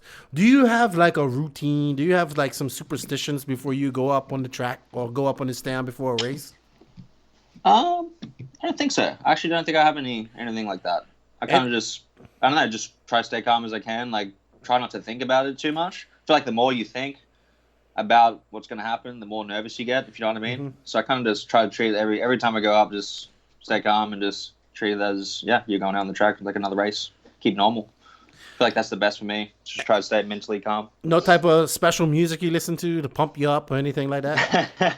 I have before, but nah, I don't think so. I mean, normally I just kind of get too busy at the track getting shit ready, and the next thing you know, I'm on the stand. So. Okay. All right. So, all right. Now we touched on RCGP, and obviously I cannot go a podcast without asking you about that because you are actually a participant. From the beginning, you're going to be one of the guys that, most of the guys that participate in all 4 rounds, all 4 events, all 8 races. So, when you first heard about RCGP, what did you think about it? What was your first impressions? I thought it was cool because, like, I mean, in the RC industry, like, we haven't had anything or anyone try to come up with like a series like that. Obviously, you got the Worlds, which is every 2 years, but for an international kind of scene like that, like a series, I thought it was really awesome. I mean, and it has been awesome. I mean, I haven't had really any issues with it. I think it's a good idea. Like, someone's gonna try to push this sport, higher and more out there if we're gonna grow. So I think it's been a really good thing, in my opinion. Okay, so you went to the first. You've been to the Philippine track before and raced though previously, correct? Yeah, I've had the Philippine Masters race. I've been invited to that. I think I've been there 3 times previously. 3 times, and then obviously to the RCGP run as well. So out of the 3 tracks that you've been to the Austria track, the Filipino track, and the ASTI track. Which has been your favorite so far? I'd have to say, like, for the best race, I'd probably have to be Philippines. Just because, I don't know, they present their track and, like, the facility and just the people there are just super awesome. So I always enjoy going to the Philippines personally. But honestly, like, the track-wise, I don't know, I thought ASTI was pretty cool for the track. Like, it was fun to drive, for sure. Yeah, I think ASTI was really harder than what it looked like, too. Yeah, I mean, on photos, it actually looked like quite a big track. But when you got there, it was, like, a lot smaller than we thought. But, I mean, the layout and everything, like, it was fun to drive. It was kind of difficult. Like, I mean, all the tracks have been difficult to pass on, maybe excluding the Austria run because that was a really big track. Oh, man, that track was massive. It's been, that track, that was super long, that track. It was kind of like the opposite of, ASTI was kind of the opposite of that track for sure, in size-wise anyways. So you've had some pretty good runs. How about have you been involved in a few of the dramatic incidents too, rough driving, 50-50 chances as well? Yeah, I have been for sure. I feel like I've kind of been the least involved with that. I try to stay as super clean as possible. Like, I don't like taking people out, and obviously no one likes being taken out. But for sure, I mean, I don't think anyone in the RCGP class hasn't had a run of some sort with someone. You know what I mean? Why do you think is it? Is it because of the race format? Like, you guys are racing every time you hit the track, and everybody's just fighting for those positions, or just? Yeah, I think. Well, it's heads up racing, so obviously, if it was qualifying, everyone would be spaced out a lot more. But then when you're starting off the grid each time, it's like, especially on a tight track, like the tighter the tracks are, like the more that sort of stuff happens because people are so close to each other. But I think at the same time, like, some drivers kind of just, I don't know, can be too impatient and like just try to just send it way too quickly. You know what I mean? Like, they don't really have too much courtesy on track. Oh, I know. But I don't know. It's difficult for sure. It's difficult. Yeah. So are you looking forward to coming back to America for the first time in 3 years? Oh yeah, definitely, man. I mean, I've missed American tracks. They've always been my favorite. I think Thunder Alley is probably it's one of my favorite tracks in America, I reckon. Yeah, it's super. It's not big, but it's just like it's like super crossy and like I think it's awesome. Yeah, the elevation change that you can get at that they can build into that track is some, like, I haven't seen too many tracks built like that, and I'm actually looking forward to coming. Yeah, for sure. Yeah, I'm actually looking forward because I've never really seen a race there, so it should be good. I'm like super excited about the whole situation. And yeah, I mean, the last big race. Well, actually, I think the only like big race was what was the series? The JBRL series. Yeah, I think I did one of those at Thunder Alley. Yeah, that was kind of like the only really big race, I guess you could call I've ever raced on that track. But yeah, I mean, this should be awesome having like all the international people, European guys coming over, and obviously Cavalieri and whoever else is going to be there for the US guys. Should be good. Yeah. Beach RC is going to announce their first driver this Friday, so it should be good. I know who it is, but I can't. I'm sworn to secrecy, and I can't. Sworn to secrecy. I can't say, or if I tell anybody, I will have to kill them. So, should be good stuff, and I think you should do good. I mean, I'm fourth right now in like the overall series, and I'm only 2 points behind Ron Volk for third. Yeah. So I think depending on Like if I have a really, really good round for both rounds, I could maybe come second, but I think it also depends like how Canas and Rumfog end up and stuff like that. Yeah, if I can get a podium, I'll be super pleased with that for sure. Yeah, I actually think my buddy Rupert's actually not too far behind you. Okay, nice. Let's see. You know who, it's been all pretty close. I'm not sure I have to pull up the points. Do you know who Rupert is? Mm-mm. That's Joseph's new name. Okay. It's called Rupert Pumpernickels. Wait, is he coming fifth, is he? He is. Where is he? No, he's in eighth. That's not too But bad. he's in eighth, but Elliot's not coming. Ruffalo won't be there, and McBride. No, he can't beat you. Sorry. He's too far behind. Yeah, I don't know why I thought it was. Probably some guys who aren't going to be coming over for this one. Yeah, but the battle is going to be between you, Canas, and Ronafalk. 85, 71, and 68. That's still very close. That's going to be exciting. That is close. You get a So podium I'm not or two? sure. Yeah, I think Canas would probably have to I'm not sure if I can come second. I think I can. I'm not sure. It depends how I go compared to Canas and Ronfalk, obviously, I guess. I'm not too sure how that works. Yeah, but Joseph, I was looking at the battle between Joseph and Cole Ogden for fifth, I think. If things, they can come fifth, they can overtake those guys. It should be good. Okay, nice. It must be cool to have a series where you can look forward to and like say I'm gonna gain some traction this next race. You know, like I really enjoy the Worlds, I really do, but it just happens every 2 years. I want to see you guys race more often. Yeah, that's what I mean. I mean, having a series like this, like the World is every 2 years. Like it's such a big gap in between all the best, racing against each other. So like having a series like this, you basically got all the best. Not all of them, obviously. There's a lot of American drivers, a lot of other drivers aren't there. Mm-hmm. But I mean, for the most part, there's like heaps of super top drivers. You got the world champion there, and I mean, I think it's awesome, man. Being able to race this many times against them each year, and then obviously people having a series to follow and watch is pretty cool as well, I think. Yeah, I agree, man. Do you have any particular person that you really want to beat at this race?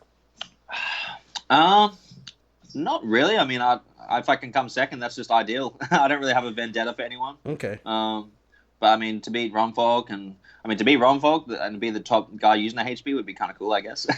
Yeah. Ronafalk wants it bad though. He had a unlucky. He got unlucky, I guess. Yeah, he's just had an unlucky year in 8 scale, man. Oof. Yeah. So I mean, it happens, I guess, sometimes for sure. He's but he'll still be quick, no doubt. Oh, of course. He's gonna come into this with a vengeance, and it's gonna be. For sure. It'll be intense. Yeah. All right, man. Outside, you're 23, going 24. RC is your full-time job. Yeah. What are some of your long-term plans? Yeah, I mean that's interesting question. For me, it's like obviously I know like I'm never going to be able to race RC for forever. It's never a forever thing. But long plans for me, I'm not really sure. I mean, I'm kind of just putting all my effort, focus into RC at the moment. Mm-hmm. I got a few things like on the side that I'm, obviously been thinking about that, like in the future, what I would be doing or want to do afterwards. And it's kind of like, I don't know. There's a lot of things I'm interested in, but right now I'm kind of just putting all my effort into this, if you know what I mean. And then kind of just seeing where it goes. Would you want to work in the RC industry after this? Yeah, that's something as well. I mean, it depending my age, my interests, like what's going on. Like I could be interested in like working in the RC industry, but I guess being in Australia, it's like probably not much going on with that. You know what I mean? Like, right. I'd have to probably go somewhere, but I guess it just depends. Like depends on where I'm at a certain point, and yeah, I guess we'll see. So did you go to did you do any college classes or anything like that, or you just did like high school and that's it? No, just high school. We have like university. It's called over here. We got university, and then but I chose not to. Man, there wasn't really anything that came to mind or that I really wanted to study or anything like that. I was just interested in RC racing, so I just kept with that, and I'm still going. Do you enjoy any other forms of racing as well, or any besides basketball? Any other type of hobbies? Yeah, I like. I used to like watching F1. I kind of got off F1. I like watching Supercross is probably like the main one. I love watching Supercross, and even outdoors as well. Motorbikes is good. Yeah. But other car racing, not really. Like we got the V8s. Those are badass. It's good to watch. Like actually, the racing is like a lot better to watch than like F1. It's like heaps closer with the V8s, which is pretty cool. But yeah, I'm not a massive fan. I prefer like Supercross or something like that. Yeah, they get rough too, man. Them guys bump each other, go up on the curb, and it's pretty good. yeah, they're pretty gnarly. They can get in there and shit. It's crazy. Well, cool, man. Yeah, I guess you're still young. You got a lot of time left in your career, man. You really do. I mean, it's something. I feel like I'm already a professional driver, but I feel like I've got like a lot more to prove, especially like international races, like not even just worlds, like just in America and even Europe and things like that. I think I can, do a lot better and get around a lot more for sure. Yeah, you I'm sure you wanna. What is one of your bucket lists? I know you want to win every race you go to, but if you had a few races to choose from to win, give me your top 3 races you would have to win in your career. You already won Silver State. So yeah, I mean, a Worlds ATL would probably obviously be my number one, but outside of that, like I'd love to win the Dirt Nitro Challenge. That race has always been huge. Obviously, it seems a lot bigger than the Silver State nowadays. And I mean, I haven't been doing much 10 scale, but like to win a Reedy or something like one of those big races would also be pretty awesome, I reckon. Yeah, I mean, you guys got a lot of big races over there. It feels like there's. Well, I'm not in America. That's what it is. I'm not in America. I live in Dominican Republic. So there you go. Yeah, well, Americans do have a lot of big races. Oh yeah, they do. But definitely, the Worlds is the end all. It's the 8 scale Worlds is the hardest race to win. That's why it's only been one guy that's ever done it twice, and nobody's ever done it back to back. Right. And then DNC is probably the second most prestigious race to win in RC besides the Worlds. So yeah, I agree for sure. It's like most of the top drivers. Like I don't know, at one race, all the top drivers around the world is probably excluding the Worlds. Yeah, I think would beat DNC. Yeah. You got like all the Europeans and obviously all the Americans there. So. Yeah, and you know what, dude? You're one of the top guys in the world too. Like you can beat these guys. That's not a problem. Yeah, for sure. I mean, I just need to. I mean, obviously this year's been good with the RCGP, but yeah, definitely need to get over to America more as well. I think. Yeah, all those big races for sure. Gotta make it happen, man. You gotta make it happen. Definitely. All right. It's in the works. Cool. So we have this section. It's like called the 10 question, 10 second segment. So I'm gonna ask you 10 questions, and you can answer them. They're not all RC related, but the point is to answer them with one word answers, or you can obviously it never takes 10 seconds. So there we go. No worries. All right. So are you ready for this? I'm ready. Let's go. All right. Number 1. Do you drink Fosters? No. You know what? I find like Australian people do not like Fosters. Honestly, like, yeah, nah. I'm not even sure if I've even tried one, but I honestly don't drink Fosters now. I love it. I think it's great. My buddy called it the golden nectar of the gods, but the nectar of the gods. That's a big call. Yeah. Number 2, you kind of answered this already. Cricket or Australian rules football? I'd have to go AFL, Australian football. Yeah. Okay. If I had to choose, definitely. Number 3. More exciting. Yeah, it is definitely rough. Number 3, most dangerous animal in Oz. Oof. I mean, shit. I don't know. We got heaps of different animals, but like I guess that you do. Snakes. Like snakes, it's like we got a bunch of different snakes, like red belly, black snake. I don't know. Some of those are gnarly. Do you like see them, or are you like in a city? Like how does that work? Yeah, I mean, obviously everyone says like you go down in Australia, it's like gonna see all these crazy animals, but like I'm in like suburbs, like about 15, 20 minutes from the city, and like honestly, like I can't even remember the last time I saw a snake. How about kangaroos? Do you see them? Yeah, I see heaps of kangaroos. Yeah, I see kangaroos, but they're not dangerous. They're no, chilled. Of course not. Unless you go up to them or something, they might try to punch you or kick you. That's good. If you go up to them, they should kick you and punch you. Yeah, a wild one probably would. Yeah. Number 4, RC in Asia is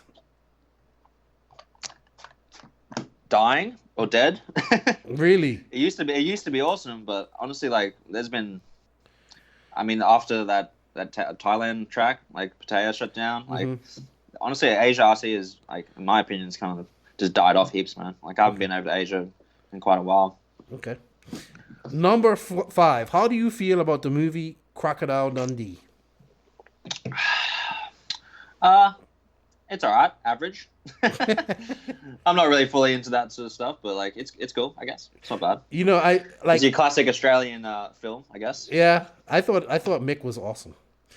Yeah, I mean it's a good movie. I haven't watched it in a long time, but They should just do a remake now, I think.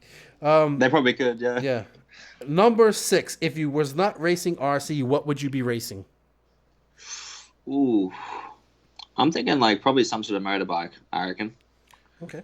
I'd probably do that. I don't know though. Maybe something else. Maybe like go-karts or something. Who knows? Yeah. But like if I was interested in anything else, I used to ride dirt bikes a little bit, so I probably would be dirt bikes. All right. Number 7, your favorite track you've ever been to? I'm going to say Scenic, Indonesia. That track was probably the best track I've ever drawn. It still exists, or has it gone?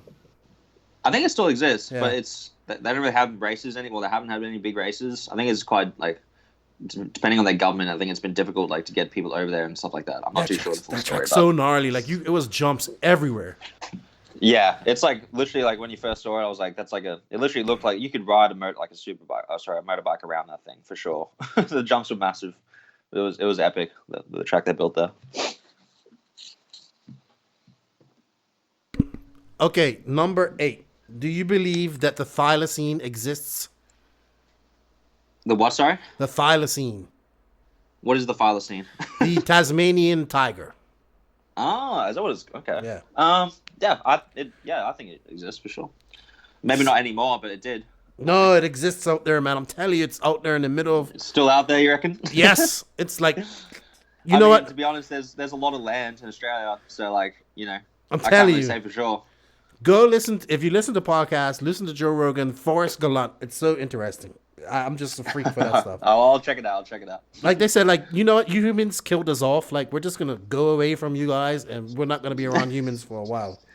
So, I mean, there's a lot of desert land, a lot of land in the middle, dude. It's like, that could be out there. There could be little populations out there somewhere. okay. Who knows? All right. And I always ask this to any person that's in Australia. Have you ever seen a great white shark? I actually haven't.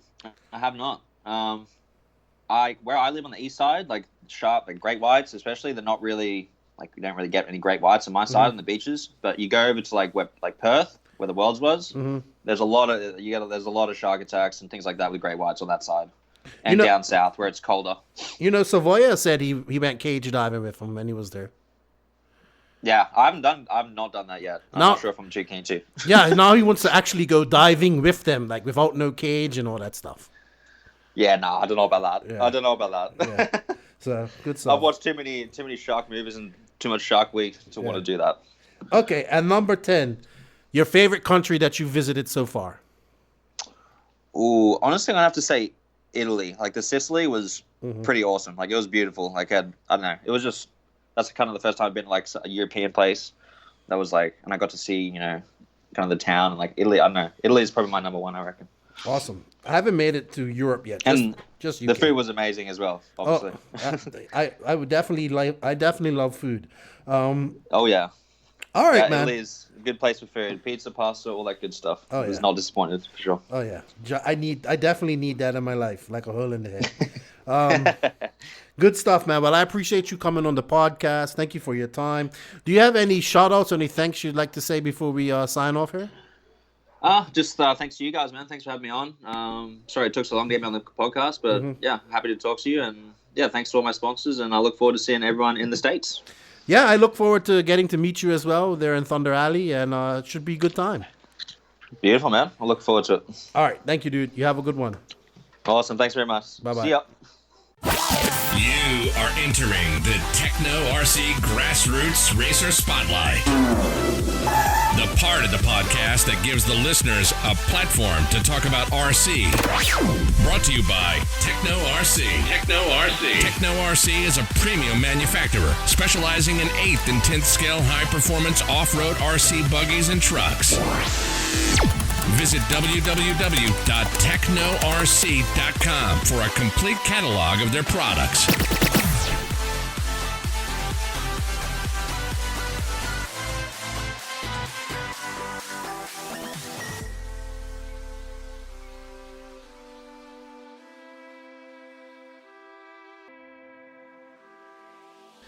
Welcome to the Techno RC Grassroots Racer Spotlight. This is the part of the podcast dedicated to the racers out there that are working Monday to Friday, 5 to 9 or 9 to 5, racing on the weekends, club racing throughout the week, the guys that support this industry, that pay these pros bills, the average racer. I wouldn't even say the average racer, just the racer himself. That guy out there that is, acetoning wheels to make it by, I've been there. I've been on that. Acetoning wheels, and tires to save rims and just racing on a budget.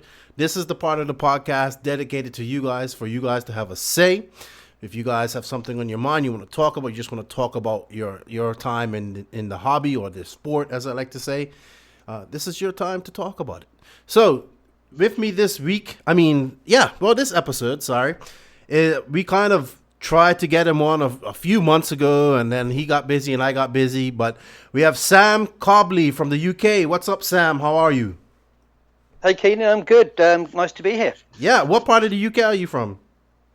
Okay, I'm from a town called Newquay in the county of Cornwall, which is in the very far southwest of England. Okay, so you're over, I have an idea. Is it really, really south, way down?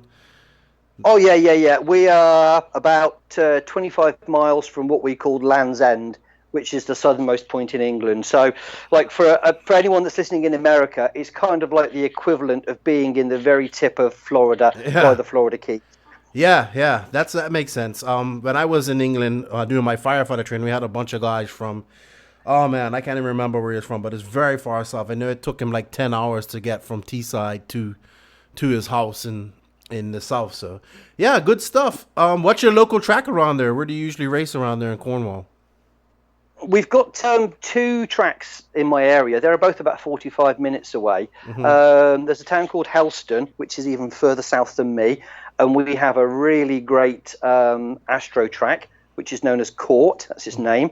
And then going northwards towards Plymouth, we have another track there.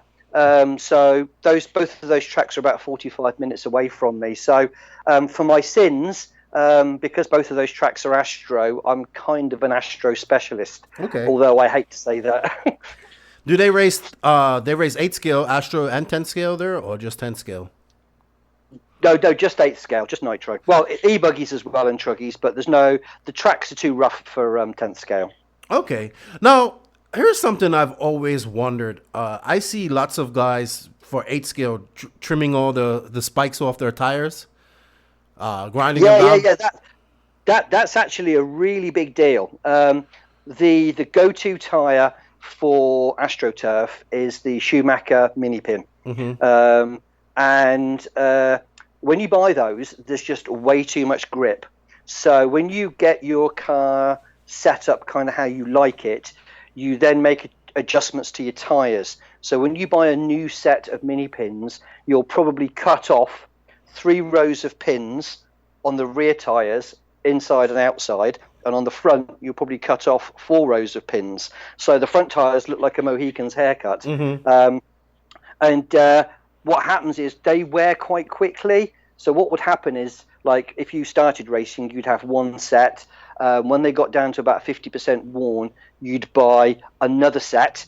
And then when you race at other Astro tracks where the grip levels are different, you kind of tune the way the car feels on the track with the tires. Okay. So if you had a car that was oversteering, you'd, rather than play around with the suspension, you would just put on a set of front tires that was more worn, to kind of give the car a balance. But yeah, there's a real art to it, because the Schumacher mini pins, traditionally they're sold with a blue open cell foam insert, but they're no good for Astro. So you would use an AKA medium insert or a Proline insert, something like that, to give the carcass of the tire some body, mm-hmm. Because the grip levels on dry Astro can be astronomical. Yeah, I would suspect you need a really strong sidewall as well for flex and whatnot. Well, yeah, you'd get that from the closed cell insert. Yeah.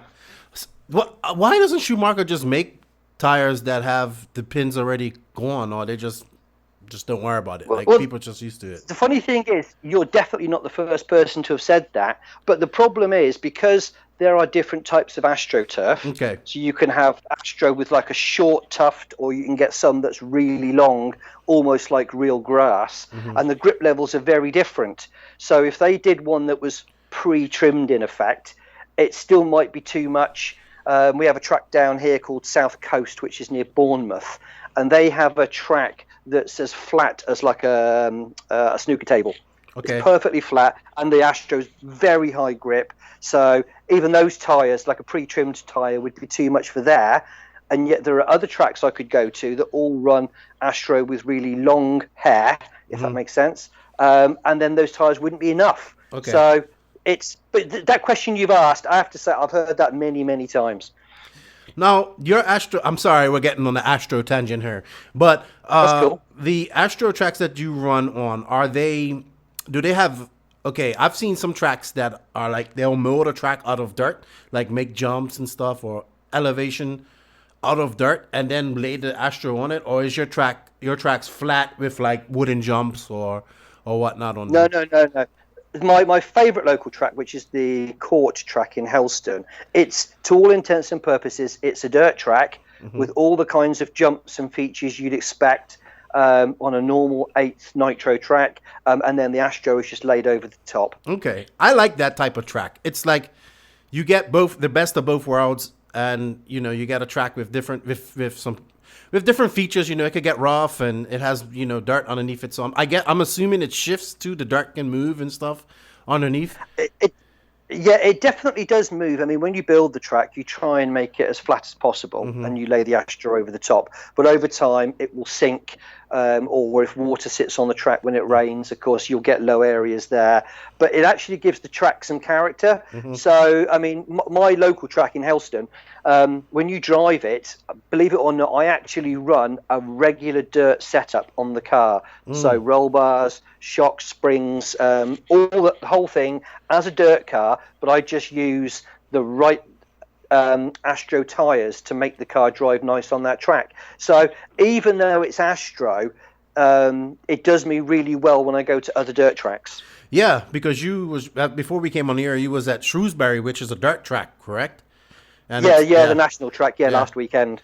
Yeah. So it's the thing is, when I race at my local tracks all winter, I have like a massive bag of Astro tyres. The mini pins for when it's dry, and we run the Schumacher silver spirals when it's wet, which is very similar to like the Hobau angle spikes, same kind of pattern.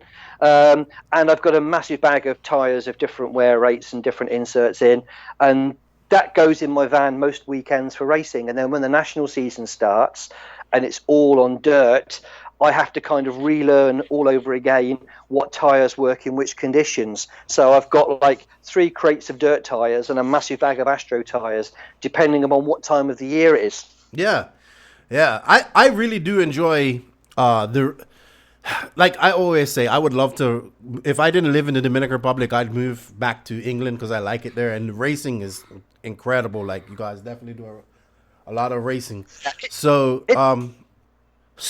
tell us, Sam, how long have you been into RC? When did you get started?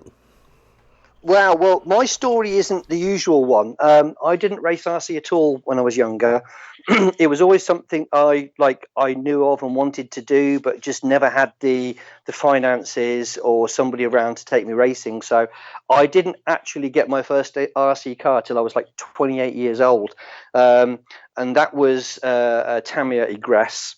I bought one of those when they very first came out, took it to my local track. Quickly realised that although it was a lovely, pretty looking car, it wasn't very competitive. And the Schumacher Pro Cat had just come out.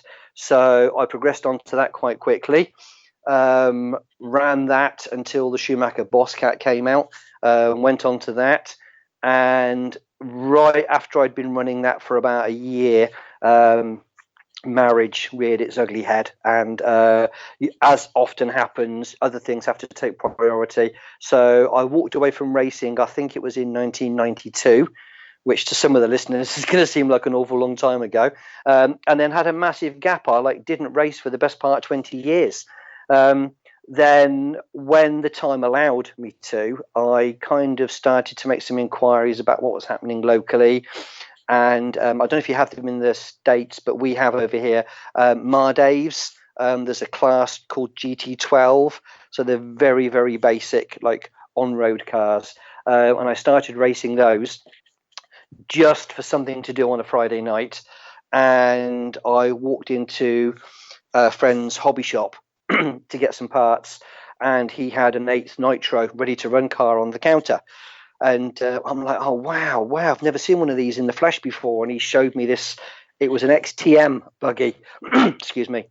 And so he convinced me to buy this car and told me there was a track locally to race at.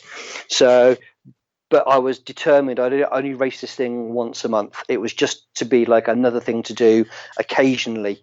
So I quickly really got the bug for off-road again, and found the track in Plymouth, which is about an hour away from me, and started to race there regularly.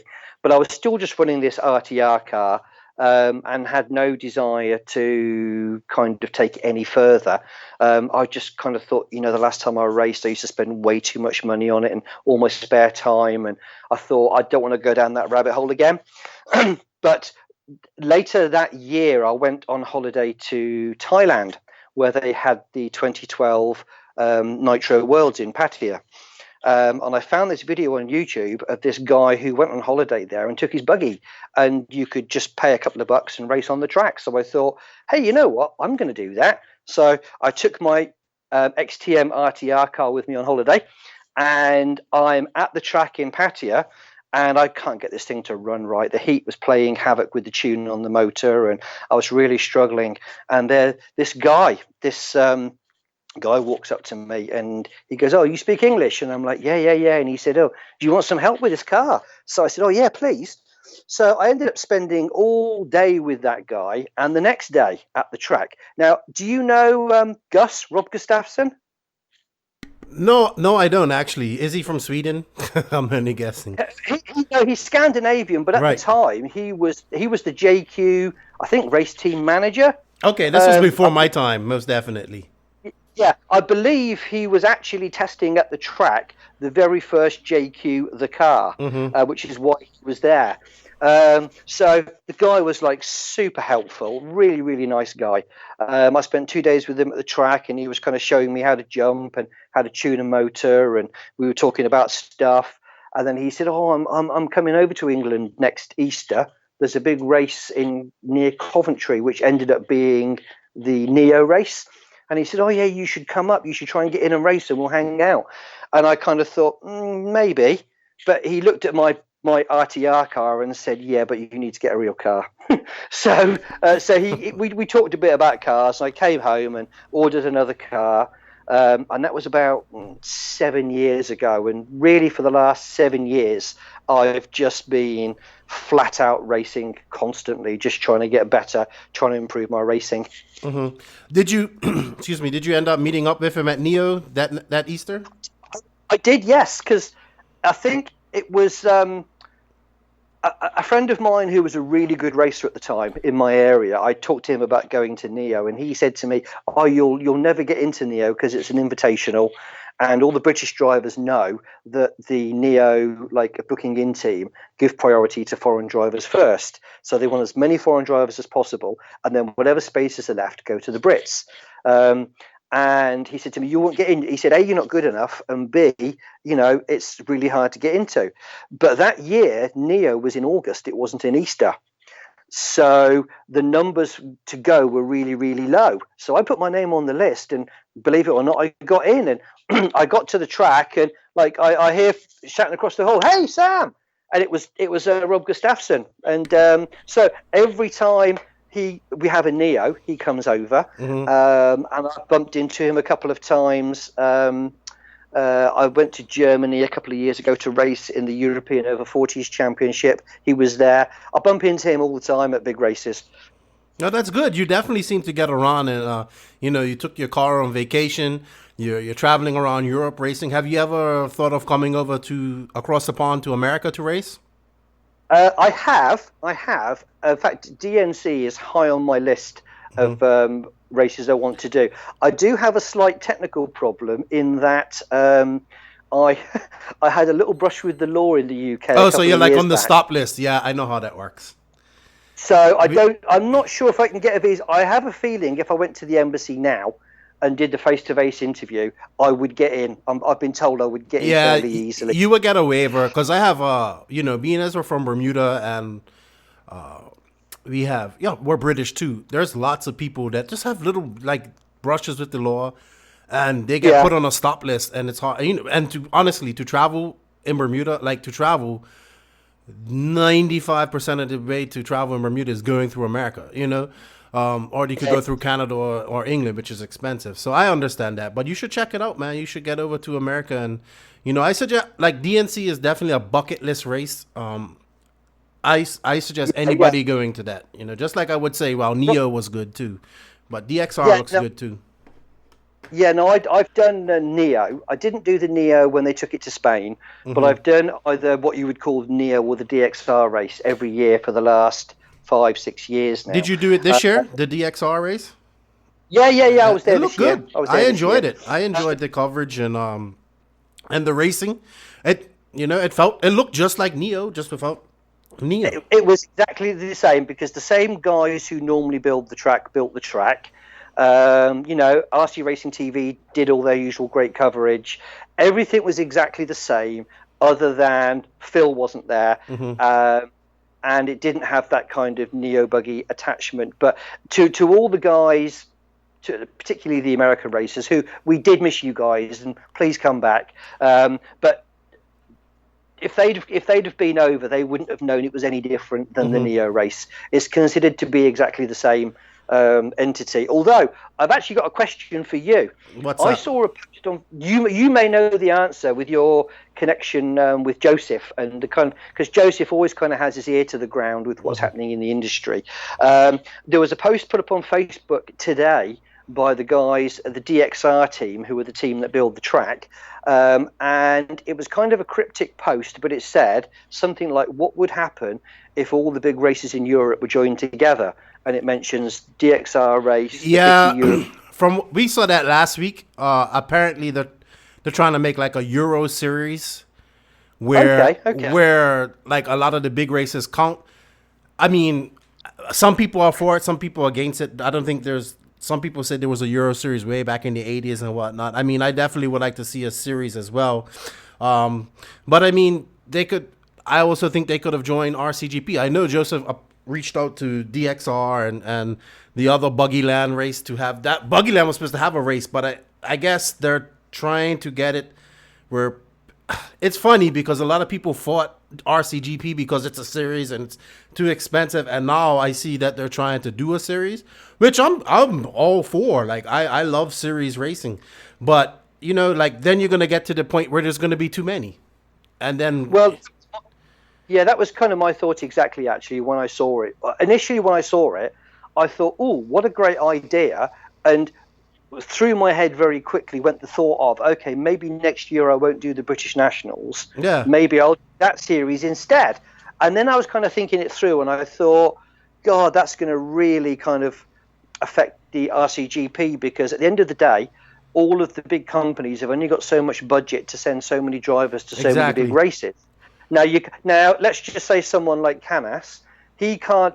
There's no way that he could, do all of those European races and all of the RCGP races.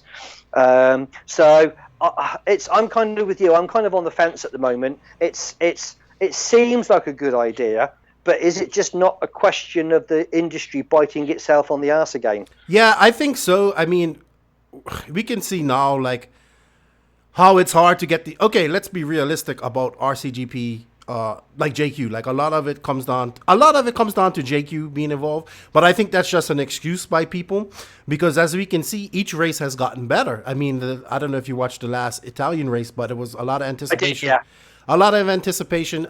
Obviously, like I want to see some more competition for Ongaro.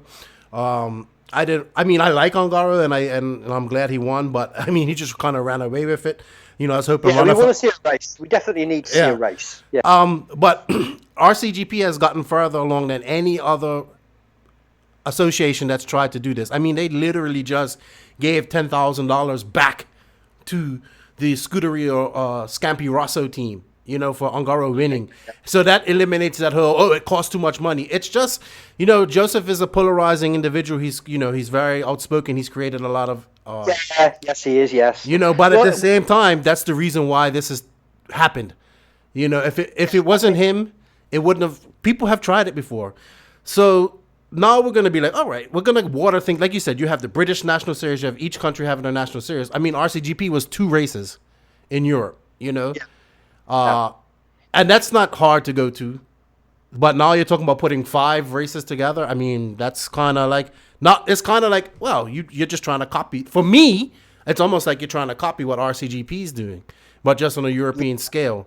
But go on, carry on. I would love to see all the people that complained about RCGP and how it isn't going to work, see what their response is to this, because a lot of them were very negative towards RCGP. Yeah, what I found interesting was it felt like, because I listened to your other podcasts as well, and I've been following Joseph's live streams and stuff for a couple of years now, so I'm kind of within that inner sanctum of what's happening in the industry. And when I listened to kind of like your podcast with Mayfield, it felt like that most of the kickback against the RCGP came from America, and yet this next round, which is in America. Is the RC2 class not completely booked out already? Yeah, it's booked out. It's got a waiting list, and there are literally people messaging, like asking when they're going to be paid. I mean, I know some people aren't going to go, so that's where the waiting list comes in hand. Yeah. So they have until the end of the month to pay once payments get sent out, and then they're going to just start filling in. I definitely think there's going to be 120 people. I even said, Joseph, can we up the entry fee? No, because the time schedule and everything is all coordinated to 120 people, you know, because the point is to be there and not be there to 12 o'clock at night. You know, it's to be in and out and enjoy yourself. Well, I think it's great. I think it's great that for the last race, the American race, it's been so oversubscribed. So it just goes to show that I think that the people who make, and I've had my issues with some of the stuff that Joseph has said over the last few years, but most of the people that make most of the noise about Joseph, I think they're a tiny minority, but they're just a very vocal minority. So it kind of sounds a lot worse than it actually is. So to see the RC2 class so booked out so quickly, I think is a great sign. So I just hope that the momentum carries through, and, you know, when we get to next year, you know, that it carries on, because I think that, you know, the coverage that the RC Racing TV guys have done, like Nick Damon, I think it's great. It's really high standard. You know, I watch, because I'm a big Formula One fan, and when I watch some of like the drivers' briefs and stuff, and I just kind of chuckle and I think, yeah, this is so much like much more professional broadcasting. It's great. Yeah, the point is to treat it professionally, and then others will take it professional. And you know, I'm so. I'm so over people saying that it's just, you know, yes, it's a, like we had this on the rant last week with Jeff Keaton about it being a hobby and a sport. I wanted to punch him in the neck. And I'm like, dude, it's a hobby. Like, of course it's a hobby. You know, we're a hobby doing the sport of RC. Obviously, we're not going to be professionals. We can race with professionals. That's what's unique to our sport. But I always find people that say, oh, we're just racing toy cars are usually the people that are losing. When you're winning, it's serious. You're like, this is RC cars. This is serious stuff. As long as we keep taking it that way and pushing our industry that way, like, it's just toy cars. Look, we can jump them 100 feet and crash them and do 1,000 flips, instead of showing them, hey, man, these guys can race. Like, because, you know, these guys like Mayfield and Ronnefolk and Canas and Battier and Ungaro, Bornhorst, Tebow, these guys are extremely talented, and what they can do with these cars is amazing. And if we show that to people be like, oh. But you know, so that's just my big thing. And some people can see it, some people can't. And sometimes you just have to show people and just make it happen. There's always going to be somebody that's going to just be negative and say this isn't going to work. But you know what? Or the industry's great. Well, the industry may be great for some people, but the industry's not great for everybody. And everybody can benefit if we make the industry bigger, in my opinion. So yeah, it definitely doesn't help referring to them as toy cars. Now, I always save your podcast. I always download and I save it because of where I live. All the big races I go to, they're a long way away. They're like 6, 7, 8 hours drive. So I always download the podcast and save it. So when I'm in my van driving to the race meeting, I'll put it on and listen to it. And I was listening to this is last Friday. I'm listening to the rant. and I'm really, really close to the track now. And I'm listening to Jeff going, oh, yeah, but they're toys and it's not scale mod motorsport. And I was screaming at the radio and I'm like, dude, the car that you own, like, if you... Any instructions manual that comes with a nitro buggy, you open the page, and at the very first thing you read, it says, "This is not a toy." Yeah. And I'm like, and what you running around saying, "Oh, but they're only toys," does not help push the thing forward, because in the next breath he's saying we need to be more professional, and he's kind of agreeing with you, saying, yeah, we need to be more professional and we need a better image, and then he's standing there like a spoiled child saying, oh, but they're only toys. And I'm like, yeah, you're part of the problem, Jeff. You're part of the problem. You know, I like Jeff a lot. He's very passionate about RC, very knowledgeable.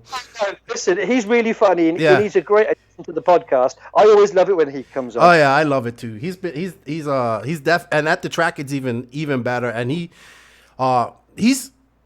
as much as crap as he talks, he's really helpful with people. And when you're at the track with him, it's really a lot of fun. Like just hanging out with him and whatnot. But I don't agree with him on that. That's for sure. We agree on a lot of things, but not on that.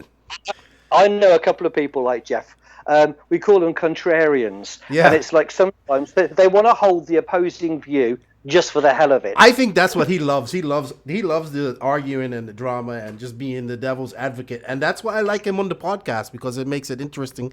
And he isn't scared to say what he thinks. Yeah, and he isn't scared to say what's going on and what's really happening. And that is probably why I think JQ isn't either. I'm kind of neutral like Switzerland. I'm trying to get, I don't want to be savage. I don't want to bash anybody, but if it's true, I'm going to say it, like, you know, and it just, I think that's what we've been missing from the industry. Like, I think people want to know what's going on. I know I do. I was always curious to know what's going on with these pro guys and how much they make and, you know, all this different type of stuff. So I think that's why I hope also one of the points of the podcast is to introduce people to a whole different, like the different cultures of RC around the world, like how big it is in Europe, how big, like I'm still trying to get more guys in like Asia and Australia one. I got a couple of guys in South America that I'm going to bring on the podcast, but RC is a really universal worldwide thing. It's much bigger than just America. Yes, America is probably the biggest market, but like now I'm starting to see the shift. Like I'm starting to see a lot more of the American market start to pay attention to the European market. And, you know, vice versa. I know the Europeans pay attention to the American market because that's where a lot of the star drivers are. Yeah, I've done a lot of racing like around the world. I've been lucky enough in the last few years to be able to, you know, occasionally pick races in different countries. So I've raced in Thailand 3 or 4 times, in Bangkok, in the area where Hara's home track is, in we call it the new RC track. I've raced in Italy. I did the over 40s there a couple of years ago. The Asti track where the RCGP just was. I've raced in Spain up 3 different tracks. You know, it's interesting that, like, with not being aware of like the worldwide market, when I started racing, I kind of felt, oh, this is like a British thing. And as you kind of learn more, you think, oh, they race a bit in America as well. And like when I went to Thailand, it's like, oh, well, they're racing Thailand, really? Yeah. And of course, I've gone back out there and raced. I've kind of thought, I've been racing 2 or 3 years now. You know, I must be really good. I mean, how good is someone in Thailand going to be? You turn up expecting, quite wrongly, that you're going to do really well. And then you get your ass handed to you on a plate. And it's like, actually, there are really good RC racers wherever you go. Yeah, that's what you know, it is, man. I mean, and at the end of the day, that's the thing that connects us all is RC and our love for it. At the end, I mean, you know how many decent, good people I've met through RC, and you just like, hey, yeah, I'm into RC. I've even gotten jobs because of RC, so it's been good to me. I try to just connect with people and listen to people, and because you can learn something from every person that you talk to. And we share this common denominator that we all love this crazy scale motorsports / hobby nerds in the field. Absolutely. You know, industry. When I went back to Thailand the second time to race, I messaged Rob Gustafsson, and said, "Hey, buddy, you're going to be out there again?" And he said, No. He said, "But I've got a friend who lives in Bangkok, and at the time I was racing X-Ray, and he said, and he runs an X-Ray, so I'll hook you up with him, and you can pit with him and what have you." And that guy's name was Will Hauser, and he's an American guy who was living and working in Bangkok at the time. And since then, every time I go back to Thailand, I message him. Like, he comes down to Pattaya, we hang out, we go out for a few beers, we meet at the track in Bangkok, and we race together, and we hang out. And it's like, I only see him a handful of times, but like, I consider him a good friend. And I know that wherever I was in the world, if we were in the same place, we would hook up and we'd go racing together. So yeah, just through the love of the hobby, you meet actually really good people. Yeah.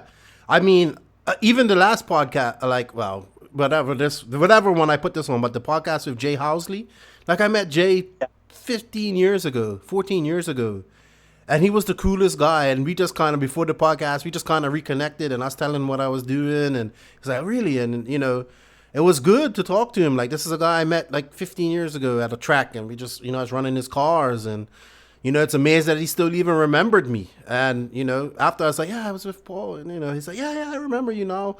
So, yeah, it's all good, man. And, like, even you, now I've met you. Like, that's how it works. Like, so many good people I've met, now in my travels with the podcast. They like the podcast.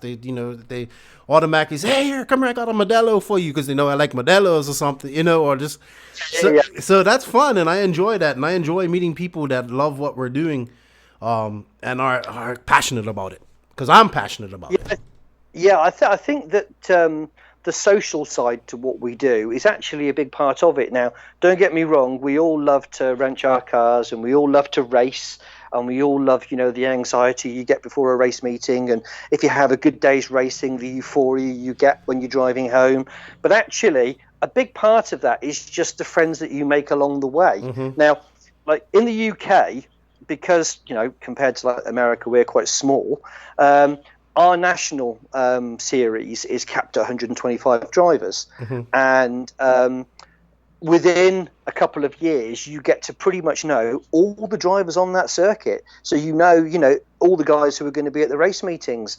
And certainly from my early days in Nitro, I made a couple of really, really good friends, but I only tend to see them at the big race meetings, but you would do anything for them. If they were in need, you would definitely help them. But like, I've got the last race of our national series coming up at the end of September. Now, I know I won't see those guys probably till next Easter. And when I drive away from that track, and it's the same every year, you kind of have a sick feeling in your heart, because you think, I won't see my buddies again for like another 5 or 6 months. And then, like, you still message on Facebook and you chat, but you don't see them. That's fun, man. That's fun. When you meet them at the track the following year, you hook up, and it's like you saw them yesterday. Yeah. It's like that friendship doesn't diminish, and that's actually a huge part of what we do, I think. Yeah, I agree with you, man. It's even like I know a lot of people. A lot of my races are on the East Coast, so. Like, a lot of people were messaging me because they have Wicked Weekend. I was going to go to the Wicked Weekend race, and I didn't get to, I'm not going to go to it, or didn't get to go to it. And, I like to see the people that I have been traveling with, or, just hang out with, even just my teammates, that run JQ, and hang out with them. And yeah, I enjoy it, man. I enjoy being around people that are passionate about our industry, about what we do, because I just really, my whole goal is, like, if I could do anything in the industry, is one of my goals is to promote this awesome thing that we do and make other people see it. And I think it's cool, and I think we need to show that side to people and stop being nerds in the field. As Joseph says, I like that we got to stop doing that. We got to promote and show everybody what we're doing. That's one of the reasons why I can never really be truly angry at Joseph. He often says stuff I don't agree with, and sometimes I find him frustrating. But nobody in our industry is working harder than him to promote the industry. So whatever you say about him, until you're doing as much as him, don't say anything at all, because this guy, despite all the things he says, he's working so hard to make the industry better. Yeah. And that can only be a good thing. Yes, for sure. All right, Sam. before we sign off here, because we could chat on and on and on. Yeah. Is there any special thanks you'd like to shout out to anybody, or say anything to the No Name RC podcast squad before we sign off here? Yeah, I'd like to say a big thanks to primarily, there's a guy, Kevin Brunston. Yes, I know who he is. He initially got me onto his race team with S-Works a long time ago. His internet model shop and him in particular gave me a huge amount of support over the years I've been racing. And when that shop closed, I was passed on as a customer to Answer RC, who I now drive for. And Pete Eden at Answer RC has been a huge help to me over the years. Yes. And he's definitely kept me on the track when times were difficult. So, yeah, big thanks to Kev and a big thanks to Pete.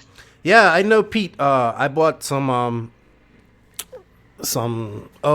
Ackerman plates from him, and he found the podcast a couple of months ago, so he enjoys that as well. He messaged me on Facebook. Pete is probably the nicest guy in the RC industry in the UK. There are other people, but in particular, Pete is the nicest guy. You know, he'd do anything for anybody. All right. Well, I appreciate it, Sam. I'm sorry we gotta cut it short because the guys are cutting my grass. Got the lawnmower outside my window here, and it's gonna make a lot of noise. But I appreciate your time. Okay. I'm thankful to meet you as well. So I've met another person that's into RC, and we always stay in contact, man. I appreciate your time. Thank you. Yeah, I'll come on anytime, buddy. Anytime. All right. You have a good day. Cheers, Keenan. Bye now. Euro RC, just RC, no bullshit. No bullshit. We now head into the JQ Racing Rat. This is the R-rated part of the podcast. We understand if you don't want to listen to this part, or you have young kids that are in the industry or in the sport that do not want to listen to this part of the podcast, that's fine. This is not meant to offend anybody or anything. It's just our rant. It's uncensored. Well, sometimes it's censored because sometimes we go overboard, but it's meant to emulate how we act in the pits amongst each other as adults, talking smack, banter, jokes, cursing and whatnot. So, not to offend anybody, and not to have anybody be upset that their kids are listening to stuff like that. I put this disclaimer before we go into this part of the podcast. So if this ends your podcast listening for this episode, we thank you so much, and we appreciate your support. If not, please enjoy the JQ Racing Rant.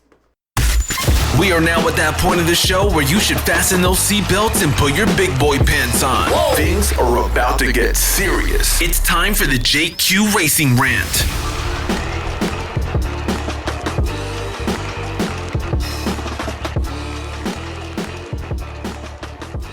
It's that time, people.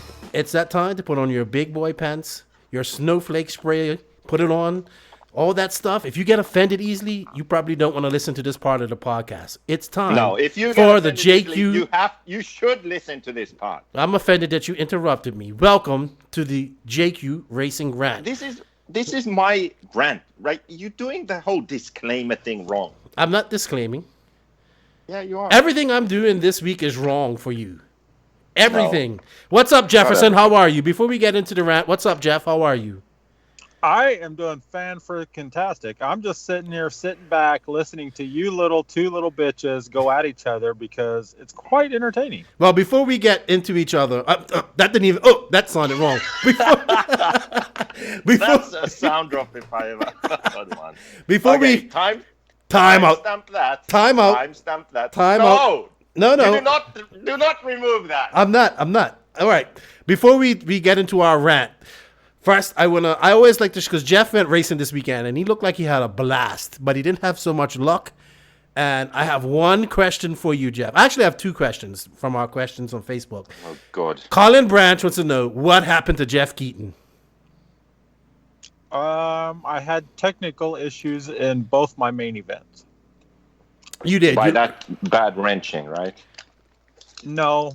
Well, one... No, it seems like you want to go that route. Your fucking car broke on one of them. And then the other one, a servo broke. No. Bad wrenching my ass. Your fucking diff wore out again.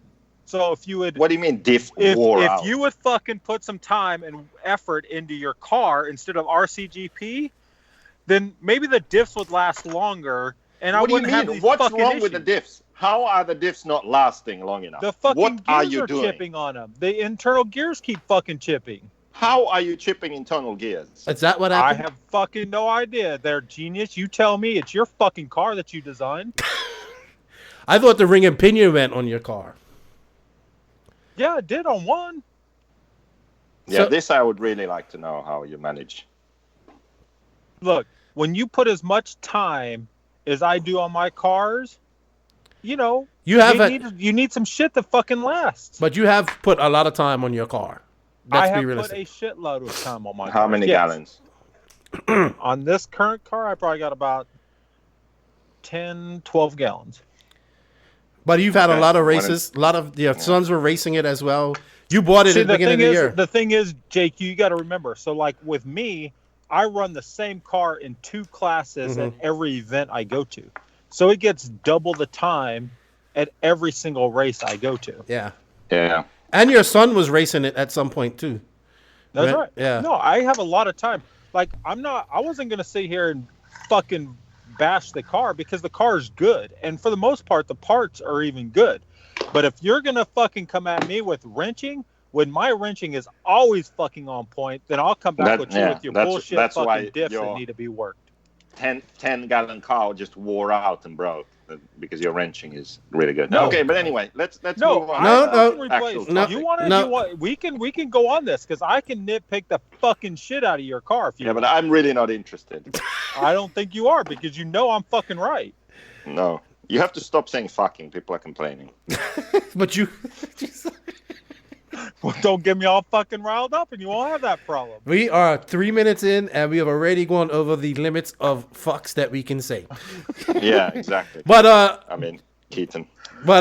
you lost the server, but you had a fun weekend. It was a big race up there. They got 400. Look, this is the JQ Racing rant. I don't care. Why are we wasting it talking about Jeffrey's racing? No one cares. I do. Can we start ranting now? No, you just sit down and wait, son. Why don't we get a new sponsored segment? Let's the get a only new difference, sponsored segment.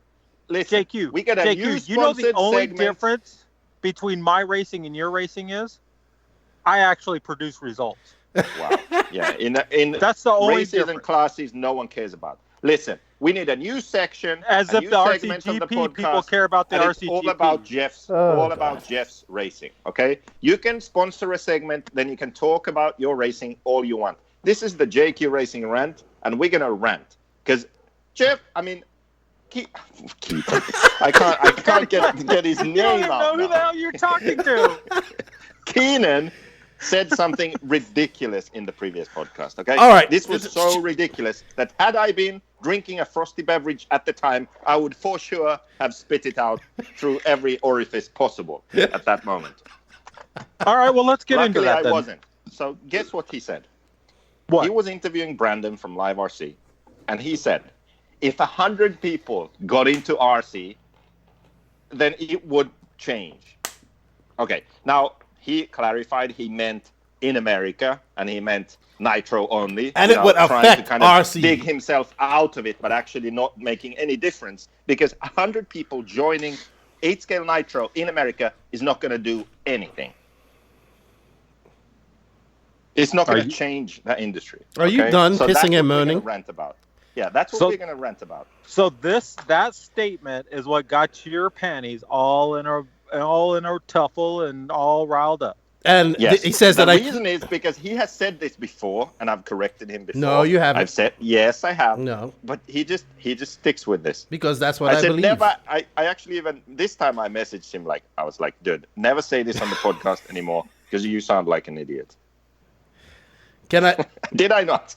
Yeah, but that I want to when Yeah. when you finish your little tiffle and your little tiff here, I'll explain myself. Go ahead, continue. Okay, explain yourself. I'm Okay. done. I'm done with round one. Okay, my reasoning for that, I should have worded it properly. This is what I mean, and I honestly mean that. How many new people do you think get into 8-scale nitro racing yearly in America? I actually do not know, but I know that 100. There's no way to even. There's no way even to to remotely come close to knowing that answer. Okay. Yeah. We can. Oh, yeah. It's hard to know. I wish we could know numbers. But, you hear people saying, oh, well, I got this. And when I mean 100 people that come in and stay, they're going to stay, they're going to race, they're going to, do all, I like to say this, for every 5 people that get into RC, 1 stays, into nitro racing. So with that being said, my point was, Joseph, if 100 people got fully into RC tomorrow, it would affect the market. It would affect RC in America. That's 25 people. For instance, if 25 people got into it in the Southeast, the Northeast, the Pacific Northwest where Jeff is, and then let's say 25 people got into it where the Midwest, South area, whatever, where everybody kind of gets together and races, it would affect us 25 people more that are hardcore racers that are racing. That's 25 more in entries. That's $25 more in tires and chassis and 25 more racers you have. It would affect but it. It's peanuts. But it is peanuts. It is peanuts. That's the point. It wouldn't do shit. You know See? why? You don't. Chill. And races. You don't want me to finish. Okay. 100 both of them. Both of you fuckers, shut up for a second. Let me respond. If 100 people joined in Myrtle Beach and went to Beach RC and their indoor track and Badlands off-road track, yeah, it would make a difference. But you said America and 100 people in all of America, and that just dilutes it too much, my friend. Yes, but okay, hold on. Okay. Hold on. So just to clarify a couple things here. So, Keenan, you are correct in the sense that 100 people getting into the hobby is going to make a difference for the areas in which those people get into. Mm-hmm. JQ, you're full of shit. Listen, it's my turn. Shut up. It's my turn. It's called debating, Joseph. Be quiet. JQ, you are wrong in the sense that if one person got in the hobby, it makes a difference because that's but that's not what he means. Yes, that's not what he means with the statement. What you are saying is that it's peanuts, and you're correct. It's kind of a meaningless number. 100 people into the hobby is meaningless on the grand scheme of things. Yes, but it still affects the hobby. Well, that's just like saying if I quit tomorrow. If I quit racing tomorrow, it's going to affect the hobby. It will, because a lot of people will get in the hobby then because they don't have to put up with your bullshit. Okay, maybe I was a bad example. Okay. I also own a company. If average Joe quits tomorrow, nothing changes. No. You understand? Nothing. No, it doesn't. But, yeah, you are right. What you're both technically missing. You are correct that it does make a difference because one person quit, Joseph, but can I finish? Yes, I did. Can I finish it? Can 100 people would actually change something? It would affect. It would affect. You and Salty Joe just want to tease me. But think about it. If 100 new people got into RC tomorrow and 20 of them bought JQ cars, it would affect our business. What I'm trying to say is, oh my God! Listen. Can you stop your noise and listen for a second? My point is that 100 is not a lot, right? That's how small the industry is. That 100 people, I feel 100 people into RC can affect it in America. Yeah, but it won't. It would. If the part that you're missing though, is the 100 people that get into it tomorrow. 50 people just got out of it tomorrow. That unfortunately. So yeah, there's that too. That's why we're not growing, because we don't have any growth. Because the amount of people that come into it, the same amount of people are leaving the hobby for whatever reasons. Also, 100 people aren't gonna all get in and visit the same tracks. I didn't say in the same tracks. I said it would spread it out. Point. It if wouldn't. 100 people get in America, there's 50 states. That's two per state. Yes, but that's not going to do anything. You're thinking per state. You're thinking per state. Shops or anything. I'm thinking per region. Like where Jeff races up in Pacific Northwest. It's no different to think of states or regions. Because they all get together and race like where Jeff races. It won't make a difference, Keenan. Where Jeff races. Yes, it does, because most of these regions race together. Oh my God. Jeff, it's not going to make a difference. It would. But see, the one thing I'm loving about this argument right now, the one thing I really, truly love about this argument is because, Joseph, for once, you and I will kind of agree on something in the sense that I agree with you. It doesn't really make a difference. And that's kind of how I've related the RCGP to this whole thing, is it's not going to make a difference. It's just another race, right? So yeah, in the first year, you're right. But down the road, of course, it's going to make a difference. But let's not start talking about that. Let's focus on this 100 people now, because there are 9. Let's think about this. Let's analyze this 100 people. Oh, gosh. We have Associated, TLR, X-Ray, Mugen, Kyosho, Serpent, JQ, Techno, S-Works. Anyone else present in America with 8 scale? Agama, Nemo. Agama. Okay, that's perfect. Soar.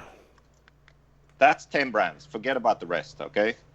So we've got 10 brands. That leaves 10. Basically, if everything was equal, that would be 10 drivers for everyone. Well, we know that that's not going to happen. Maybe the biggest ones get that.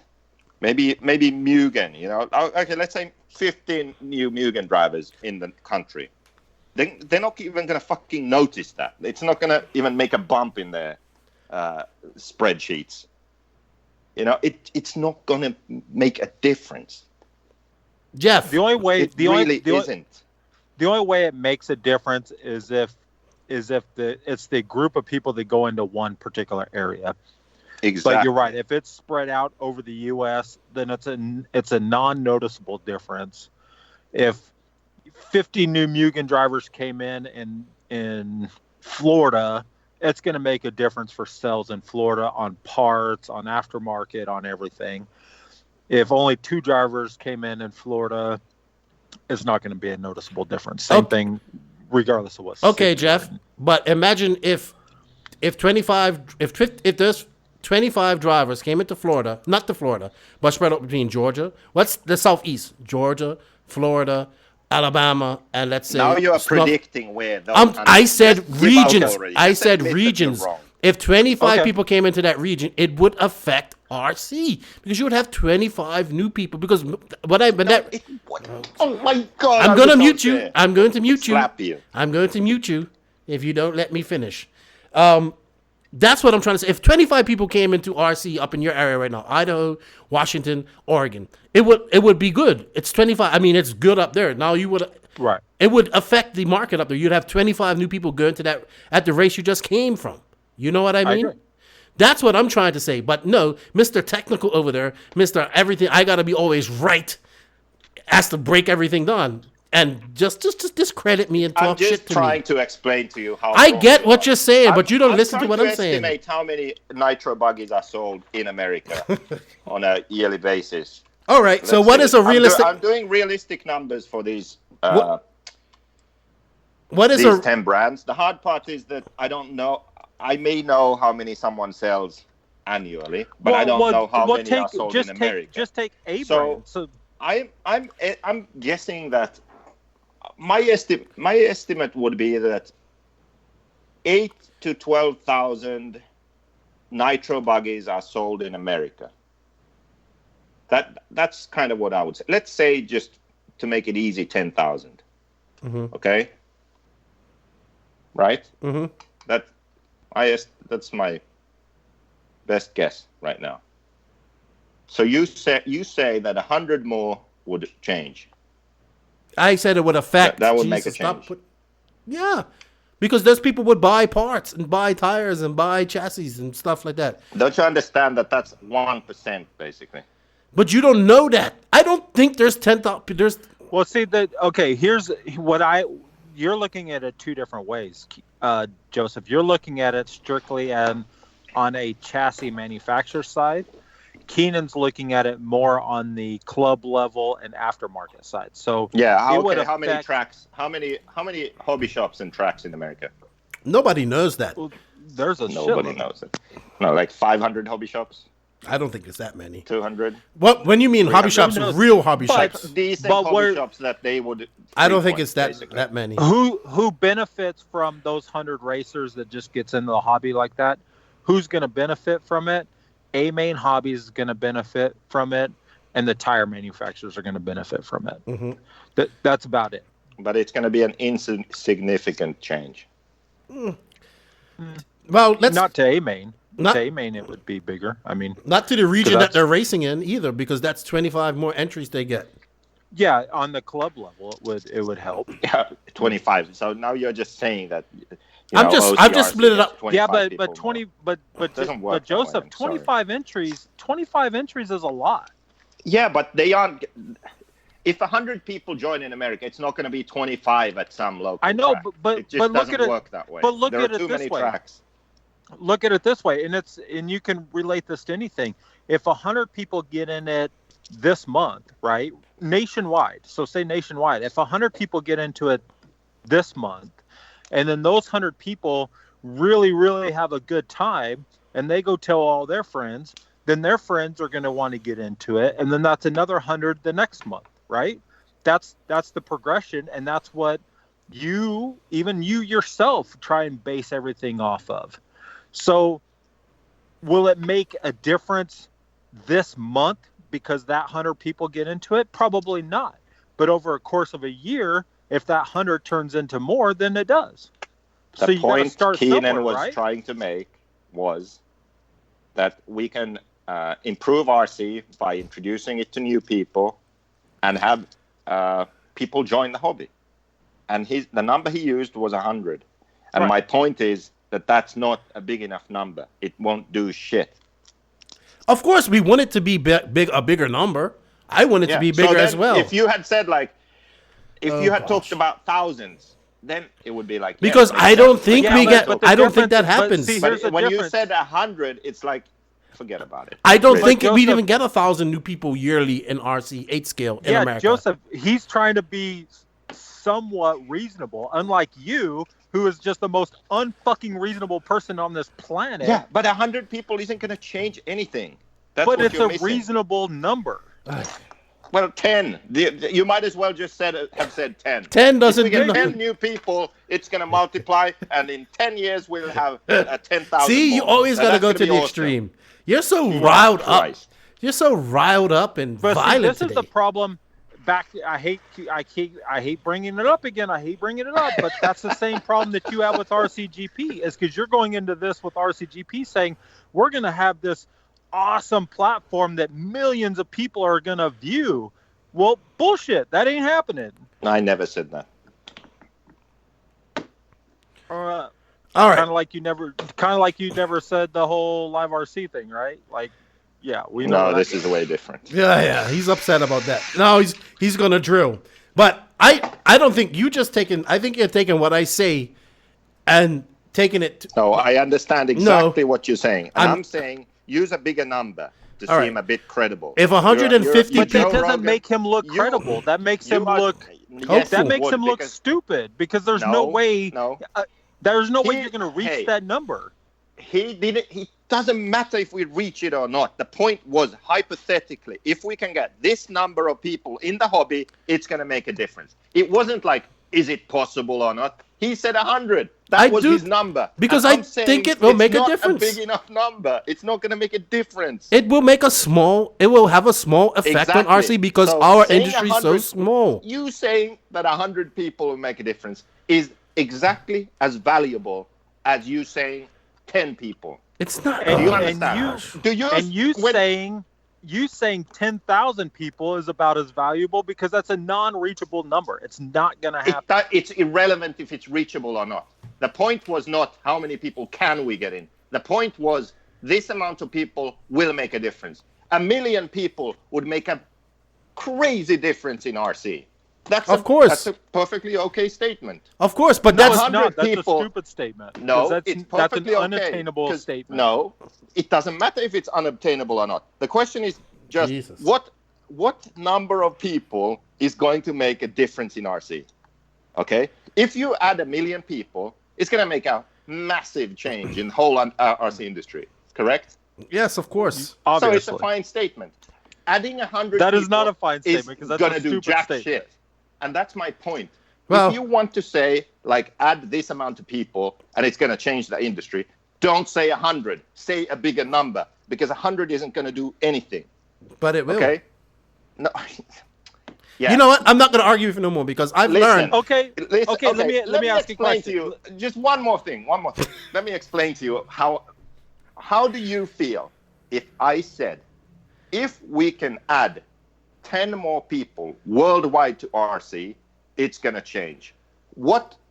How do you feel when I say that statement? Is it a profound intelligence? Yeah, but I didn't say worldwide. No, but I'm saying 10 worldwide. Well, how do you feel about that? That's easy to accomplish. So you think that's a lame statement that doesn't mean anything? Nothing's going to change, right? Yeah.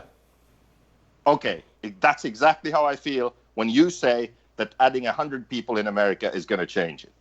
No, it's not. It's going to affect it. Don't you understand what affect means? 10 people worldwide is also going to affect it. But it's not a big enough number to make a difference. So it's a stupid statement. Do you understand? I'm not arguing. If I say 10 people worldwide, it's not a smart, clever statement.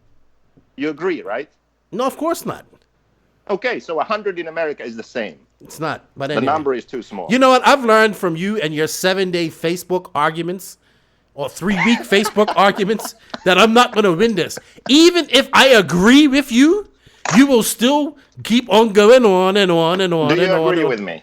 I agree. We definitely need more numbers. Yes, I would want the number to be bigger, good. but I still believe. I want the number to be bigger, but I still believe 100 people would affect RC 8-scale racing. This is not gonna. I'm not gonna give up on this. You know what? I'm gonna contact some people, see how many new people they get in their clubs, find out how many tracks. I'm gonna prove that this is a ridiculous thing. Let's take it like this. From all that effort that you're putting into to proving Keenan wrong, you can put into your fucking diffs on your car and make them better, and we can have a better car. Ironically, I am actually looking at my diffs right now, building some diffs right now. So you don't know what the hell you're talking about. Hey, Jeff. Okay, that brings me to the next segment of Jeff, this rant. Let me just, can I just say something in closing before we leave? We aren't done. No, I just want to say something. Jeff, remember how we said Wicked Weekend wasn't going to have that many entries and stuff? We thought it wasn't going to have that many entries, and then it did. It had 600 plus entries. It had more people than it did. I think it was 25 more people than what it did the previous year. So that 25 people affected Wicked Weekend in that region, and obviously that was $70. It made more money, and more people got to race. I know. Dave made a ton of money on that one. It was awesome. So that's my point. It affected RC.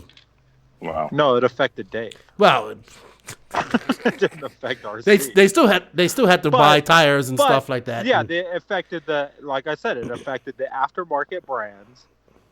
And it affected... Okay, we're already done with this topic. Okay, just like that sportsman girl who someone got mad because she beat someone, and no one cares. Okay, let's move on to the next thing. See, that's where you have a complete disconnect with the RC community. The sportsman group cares more than anybody. Yeah, they do, but after 1.5 hours, they stop caring. Okay, that's when you have to move on. You mean like when you go on about CTOs for 45 minutes? Yeah, but that's different. It's always different when it's your point. It's always different when you want to photo analyze every millisecond, every millimeter of a CTO, and it takes you an hour and a half to do that. All right, move on. Keenan, get a pen. Actually, not Keenan can't write. Can't spell. I can't spell. Jeff. Okay, one of you. Get pen and paper. Let's write this down. I'll just type it. Do I have to do it? So the other thing, because we were already on numbers, and I was saying how ridiculous the 100 was. Keenan brought up, you said there's 30 paid drivers or something. No, there isn't. There aren't 30 professional drivers in RC. Yeah. Oh, really? Let's list them right now. Oh gosh. Okay. I bet you there are. And you know this for a fact, right? So the names you put down, 100% these guys get a paycheck from a manufacturer. Yes. Okay. And this is RC racing. It is not nitro off-road in America. This is RC racing. Okay. Okay. Okay. So we start listing names. Yeah, go ahead. Okay, so we start with... So these are only full-time professional drivers, because there's a lot that are questionable, like students and, half... These are ones that you know for a fact get a paycheck. Yes, for racing. Okay. So the captain isn't on this list. Okay. What? Go! Okay, sorry. Sorry, okay. He doesn't need to be on that list because he makes plenty of money on his side job. Yeah. Okay, let's not get into that. Okay. 1, Tebow. 2, Cavalieri. 3, Mayfield. 4, Tessman. 5, Lutz. Tessman is a long name. Did you get all that? Did you You're tie? going pretty fast. Yeah. I don't think you can write that fast.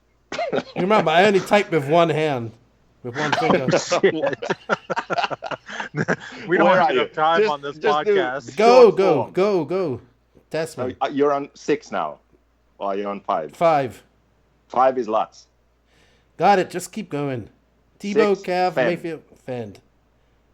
7, Ogden. Go. 8, Rivkin. 9, Battier. Battle, Robert Battle. Runafalk. 10. Are we on 10? Yes. Savoya. 11, Boots. 12, Ronefalk. Mm-hmm. 13, Lee Martin. 14, Carl McBride. 15, Davide Ongaro. 16, Alex Zanchetin. 17, Marco Barofalo. Mm-hmm. 18, Canas. 19, Jörn Neumann. I don't know why What? he's paid. 20, Dustin Evans. So all those guys You are for forgot. sure You forgot full-time. Bornhorst. Oh, Bornhorst, average Joe Bornhorst. You forgot So- Billy Easton. No, he's not paid to Okay. race. There's some guys missing her. Okay, there's 21. Okay, then we go to on road. Oh, you forgot Okay. Coelho. Well, he's kind of on road. So Coelho, Mm-hmm. Hagberg, Who? Alexander Hagberg, Swedish driver. X-ray. I'll just Harbringer. Okay. Yeah, okay. You just make it up. Yeah. Ronald Volker, Volker, Mark Reinhardt, Mark. The So guy. that one, 22, 23, 24, 25, 26, Victor Wilk. Victor. 27, Gilles Grosskamp. Grosskamp. 28, the Infinity guy, Akio Sobue. I think it's Sobue. You for I don't. Who? Just write Akio, Infinity guy, Akio. Japanese. Okay. 29, Naoto Matsukura. Nato. 30, Andy Moore.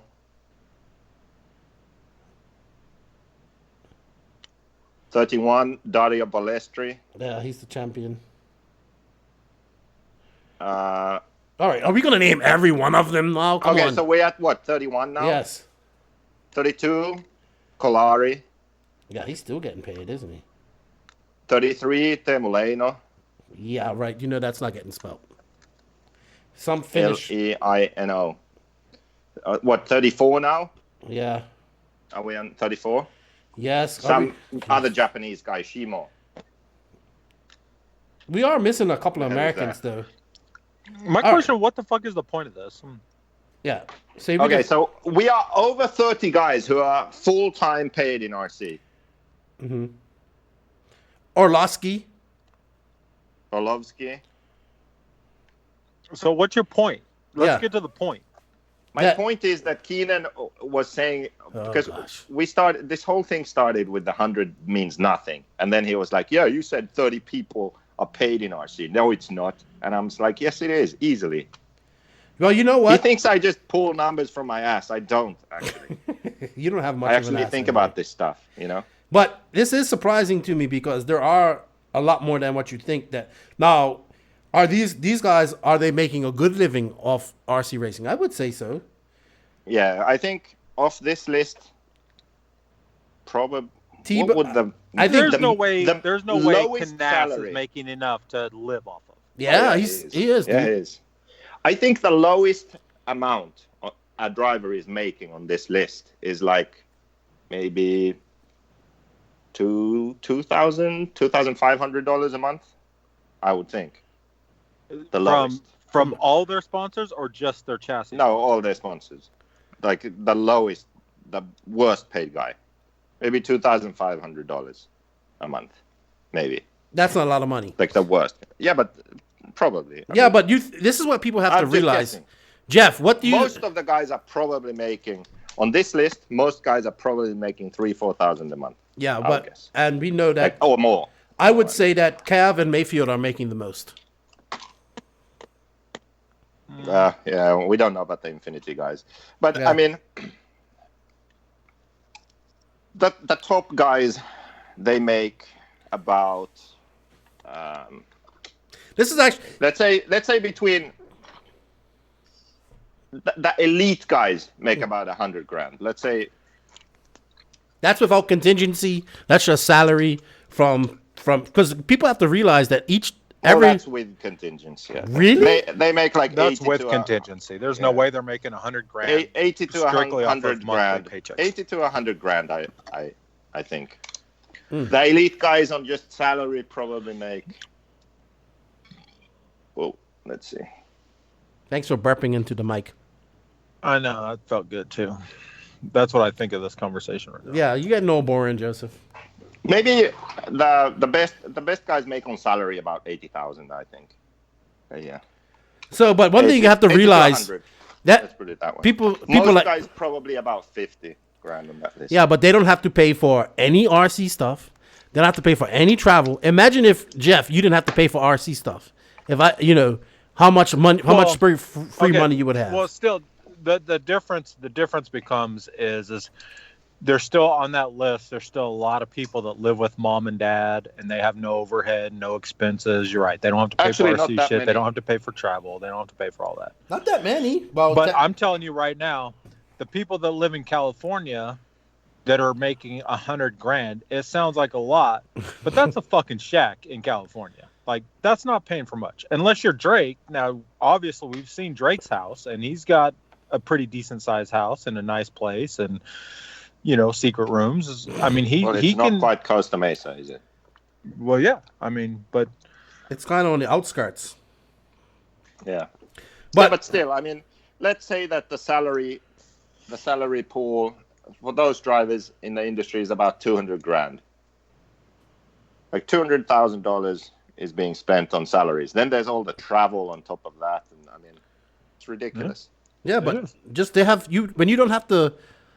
If you want to know what makes a difference sorry. in RC, you need to fire all them damn paid drivers, take all that money that the manufacturer would sell, lower the price of their products, and then more people can get into RC. That's what will make a difference. Sorry, I meant to say it's about $2 million in salaries. Yeah, but your numbers are off. That's a lot of money.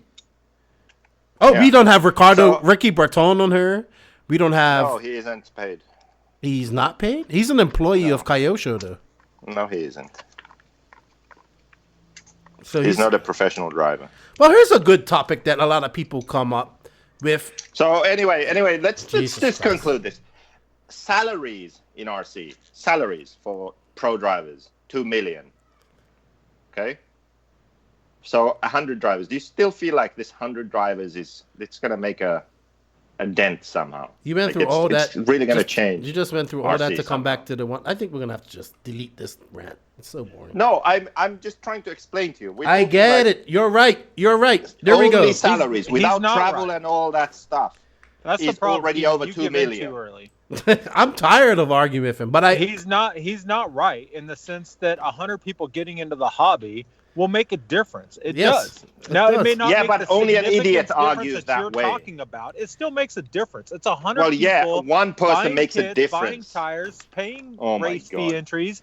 It's 100 people. Like, that makes a difference. Not the significant difference that you are Exactly. wanting. Not the significant difference that Keenan meant. no. See, you don't know what I meant. I said effect. See, I do you know what? what you meant. Shut up. Shut up. You know, here's a good question though. I have. I got you, Keenan. Don't worry, buddy. What Joseph? What justifies a driver getting paid? When do you think a driver should start getting paid to race RC cars? Because there's lots of people that get close, but they never get paid. I think too many people are paid. I agree with that. I think right now in RC, too many people are paid. I think if you don't have the talent to win at any race you go to, you should not be getting paid. If you take that list, there is maybe 10 drivers worldwide that deserve a paycheck. Yeah, it's probably close. I think the way I would measure this is if you are good enough to where you could potentially win a world championship and people aren't really that surprised. It's like, wow, he won. That's cool. Mm-hmm. Okay, yeah, you can be paid. Same goes for like European Championship. So these like really big races, if you can go to the big races and you could potentially win, or if you are up and coming and you show enough talent that people can tell like, man, if in a couple of years, this guy can win. Well, that's type of drivers. No, you're wrong. Yeah, but they already have won stuff. They've beat these same guys before, but maybe they're like, yeah, going to the Worlds, they're still not going to win. But like Ongaro in Vegas, let's say, you know, that kind of like he's an elite talent. He's going to win one day. Yeah, okay, but I thought he was getting paid. I doubt he was getting paid at that point. He wasn't, but that's the kind of guy that you could then start paying. Well, my point. Here's a good. So, but that's also I disagree. I think that's also what the market could support, because right now too many people are being paid. The only reason these drivers are professional now is because companies like Infinity, billionaire owner, just throwing money at RC, just playing. Like he isn't making money in RC and then reinvesting. He's just investing money like for fun. Maxima laundering money, more like it. I don't think so. But see, that's my point too. Is Maxima, same thing. S-Works, he has car dealerships and stuff, and just investing money in RC. Like these companies that are paying drivers, multiple drivers, they are not making their money from RC. It's making their money somewhere else, or even RC companies that they then have, you know, distribution of different products, and they sell ready to runs and they sell other brand stuff, and they do all kinds of other stuff than just racing. The only company that is purely only racing is Mugen. And Mugen is one of the most popular brands in the world. Wherever you go, you see Mugen. Mugen probably sells the most 8-scale buggies most years. Okay? So they really are number one or definitely on the podium. Okay? And they can afford one guy in Europe and one guy in America. That's what you can afford. Or maybe they just don't want to pay anybody else. No, that's what they can afford. Because but that's where I think the industry is hurting as a whole, is the Infinities of the world, where they do throw all this money at all these drivers, giving them false hope. Like, and even the sponsorships alone, when these manufacturers are giving 100% deals to drivers that don't deserve it or haven't earned it, like that to me hurts the industry, because it gives them false hope. And then their buddies say, well, golly, that guy's 100% driver and I can out-qualify him at these races. I should be too. And I think it skews the whole industry. You know what, Joseph? In all these, stories and countries you've visited and millionaires you've met in your travels, I really feel like slapping you because you haven't found one who says, hey, man, here's $1 million. Let's make JQ Racing great. You're really an idiot. Had I been with you, we probably would have had that. Maybe. Yeah. Well, no, because the reason why those guys are millionaires is because they know to stay away from fucking people like JQ. He's met he's has stories where he's met guys that earn hotel chains and is staying in the hotel for free.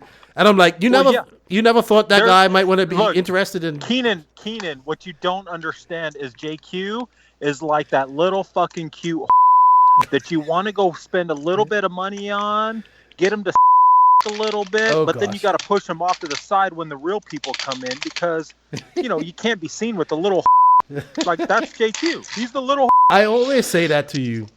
I think you have to edit this this rant also. That was a little deep there, there, Jeff. But it's true. See, you gotta censor. See, this is you gotta censor this. That's the problem here. You gotta censor it when the shit gets real. I don't know. Yeah, that was maybe a bit too real. This segment. Fucking true. I don't know. It's anyway. But there isn't like there are just like there isn't people. There's so many people that have talent that have probably been as close as they can be to being a pro driver and just quit because they weren't making money. Like guys like Tillman, guys like what's his name, Sharwin, all these guys who were really fast. What's his name, Peterson, the other guy, Weiner, Carson Weiner. Can't say his name. Wienermont. Yeah, Weinermont, whatever his name is. It doesn't matter. Half the people that are getting paid don't deserve a paycheck, and half the people that are sponsored don't deserve a sponsorship. That's the problem with RC. Well, it's not unique to RC too, because like talking to a friend of mine who's in the bicycle industry, he says it's the same exact way in the bicycle industry. Well, it is. It's like that in all forms of racing. It's just bigger because bicycle racing is bigger. There's a hell of a lot more money in the other industries than there is in the RC industry. You know what our next rant is going to be next week? And I want you both to do some research on this. Esports versus RC. Because oh my God, we got into a big fight at the race this last weekend. Oh, really? Over esports. Is esport a sport? Fuck no, it's not a sport, but they branded it as a sport, so it makes it a sport. Well, that's a bunch of bullshit. Hey, that's not going to be the rant, though. I'll tell you what, they're making more money than what RC guys are making. That's right, because of how they branded their business. More people tune in to watch these guys play esports than they do to watch RC car. Joseph, just stop. Because RC car racing is boring. Especially the Nationals. Did you watch the Nationals? I did. It was boring. Oh, yeah, we talked about half a main, and that was it. It was terrible. Yeah, it was not very good. RC racing is boring to watch. It is a participation boring hobby. To watch. That is it. Well, I wouldn't show somebody the Nationals and try to get them into RC. That's for sure. That even you and I love RC, and I made it through a main and a half. So. Yeah. Good stuff. All right. Well, that's enough. Okay, so basically I win, and you don't lose win. And you I were wrong. proved you wrong. You didn't win shit. All right. We'll leave it up to the listeners. What do you guys think? What do the listeners think? Do you feel that we both... Okay, win-win. You won because... You're playing with words. Listen. You won because, you are playing with words. You said it makes a difference. Yes, you are right. 100 people makes a difference, just like one person makes a difference. Keenan was right. No. So that's how you win. And I win because what the point Keenan was trying to make is not valid with 100 people.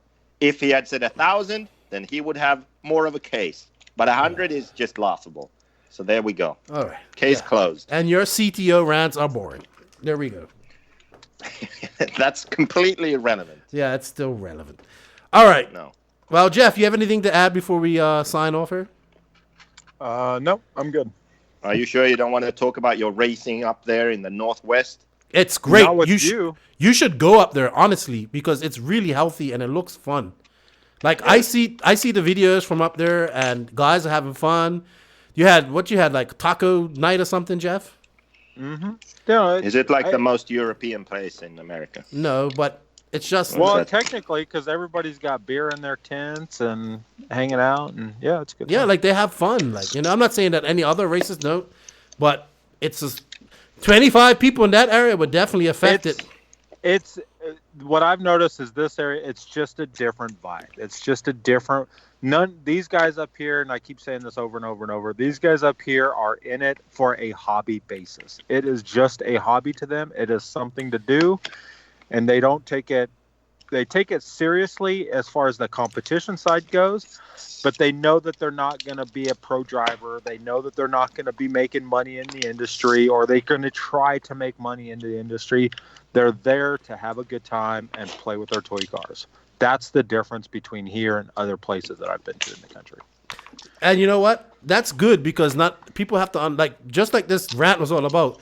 Not everybody's going to be a pro driver. Like, it's a 1 in a million, less than a 1 in a million chance. So I really like what they're got going on up there. Joseph, while you're in California, you should try and make a trip up. While you're on the West Coast, you should make a trip to the Pacific Northwest. Well, okay, I got a funny story. What's up? Here's a funny story, and this is seems how this is the JQ Racing rant, and we got to change the perspective of some of our potential customers on the JQ brand, right? So I'm sitting at my pit table, wrenching on my stuff, and I have some other JQ guys in our pit area that we're all kind of working together and helping each other out. And this guy walks up to me, and he's like, Mr. Keaton, I want to introduce myself. And he's like, I've really been paying attention and watching you this weekend, and I really respect how you are helping out your team guys, and you guys work really well together, and I really like what I'm seeing. I'll never race a JQ car because that guy's a piece of shit, but I really like what you're doing with these guys over here, and I just wanted to let you know that. I'm like, thanks, I like dude. that guy. Hey, you know how many times I've heard that, Jeff, in the last 2.5 years? Did that really happen? That really happened. Everybody in the pit was so sitting there awesome. laughing their ass off. And I was like, and I agreed. I was like, yeah, that dude is a piece of shit. I said, he's a smart piece of shit, and he built a good car, but you're right, he's still a piece of shit. And he moved on, and that was it. That was awesome. You know what? But that's one of those guys that I like to see at the races that kind of walk across Joseph 2 or 3 times staring at him. Yeah, probably. And then coming back, and then next thing you know, they'll come closer and be like, hey, so you're JQ, eh? Yeah! And they'll say something, and then next thing you know, they're having a conversation with you, or you got their car on your table, unfucking it or something like that, fixing it up. That's really how people get converted.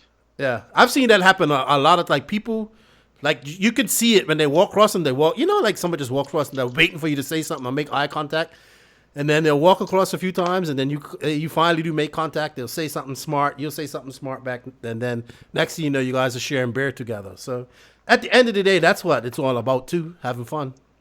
Mm-hmm. I agree. All right. Yeah, man. Well, thank you for your time, Jeff. Thank you for your time, Joseph. It was fun. And, I'm glad that we proved you right, Keenan. Yes, thank you, Jeff, for having my side. Anytime.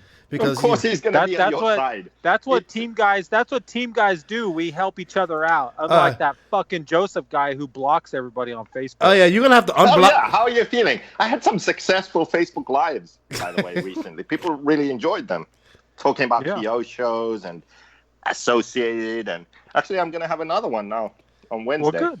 I'm super pumped for you. Conclusion of all that. I hope you get all 50 people on there to suck your dick and stroke your ego. I just can't get the viewers under 100. I just can't. I've tried to be boring, but it just stays over 100 always. All right. So Jeff, Yakima's next for you, right? Yeah. Okay.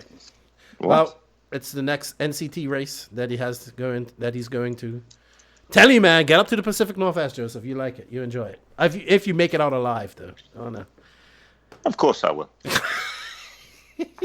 I might kill him at RCGP. Yeah. We'll see. There's a lot of places. We are gonna be in the desert. I could go bury his little corpse and nobody would ever miss him. No, it's not really. Blah, blah. So I want to say thank you to all of our sponsors. Techno RC, Euro RC, RCMX Online, 454 RC Designs, Bipolar Designs, Assault RC, and BK Servers, and of course JQ Racing. And I want to say thank you to all the listeners who support us and support this podcast, share, send me messages. It's awesome to meet you guys. And here's the slogan: Nitro is the glory, but E-Buggy pays the bills. Right, Joseph? Yeah, if only we had 100 more people in RC, it would pay everyone's bills. Yeah, right. See, you just had to get the last word. Remember, guys, if you ain't grinding, you're sliding. And yeah, don't worry about Joseph.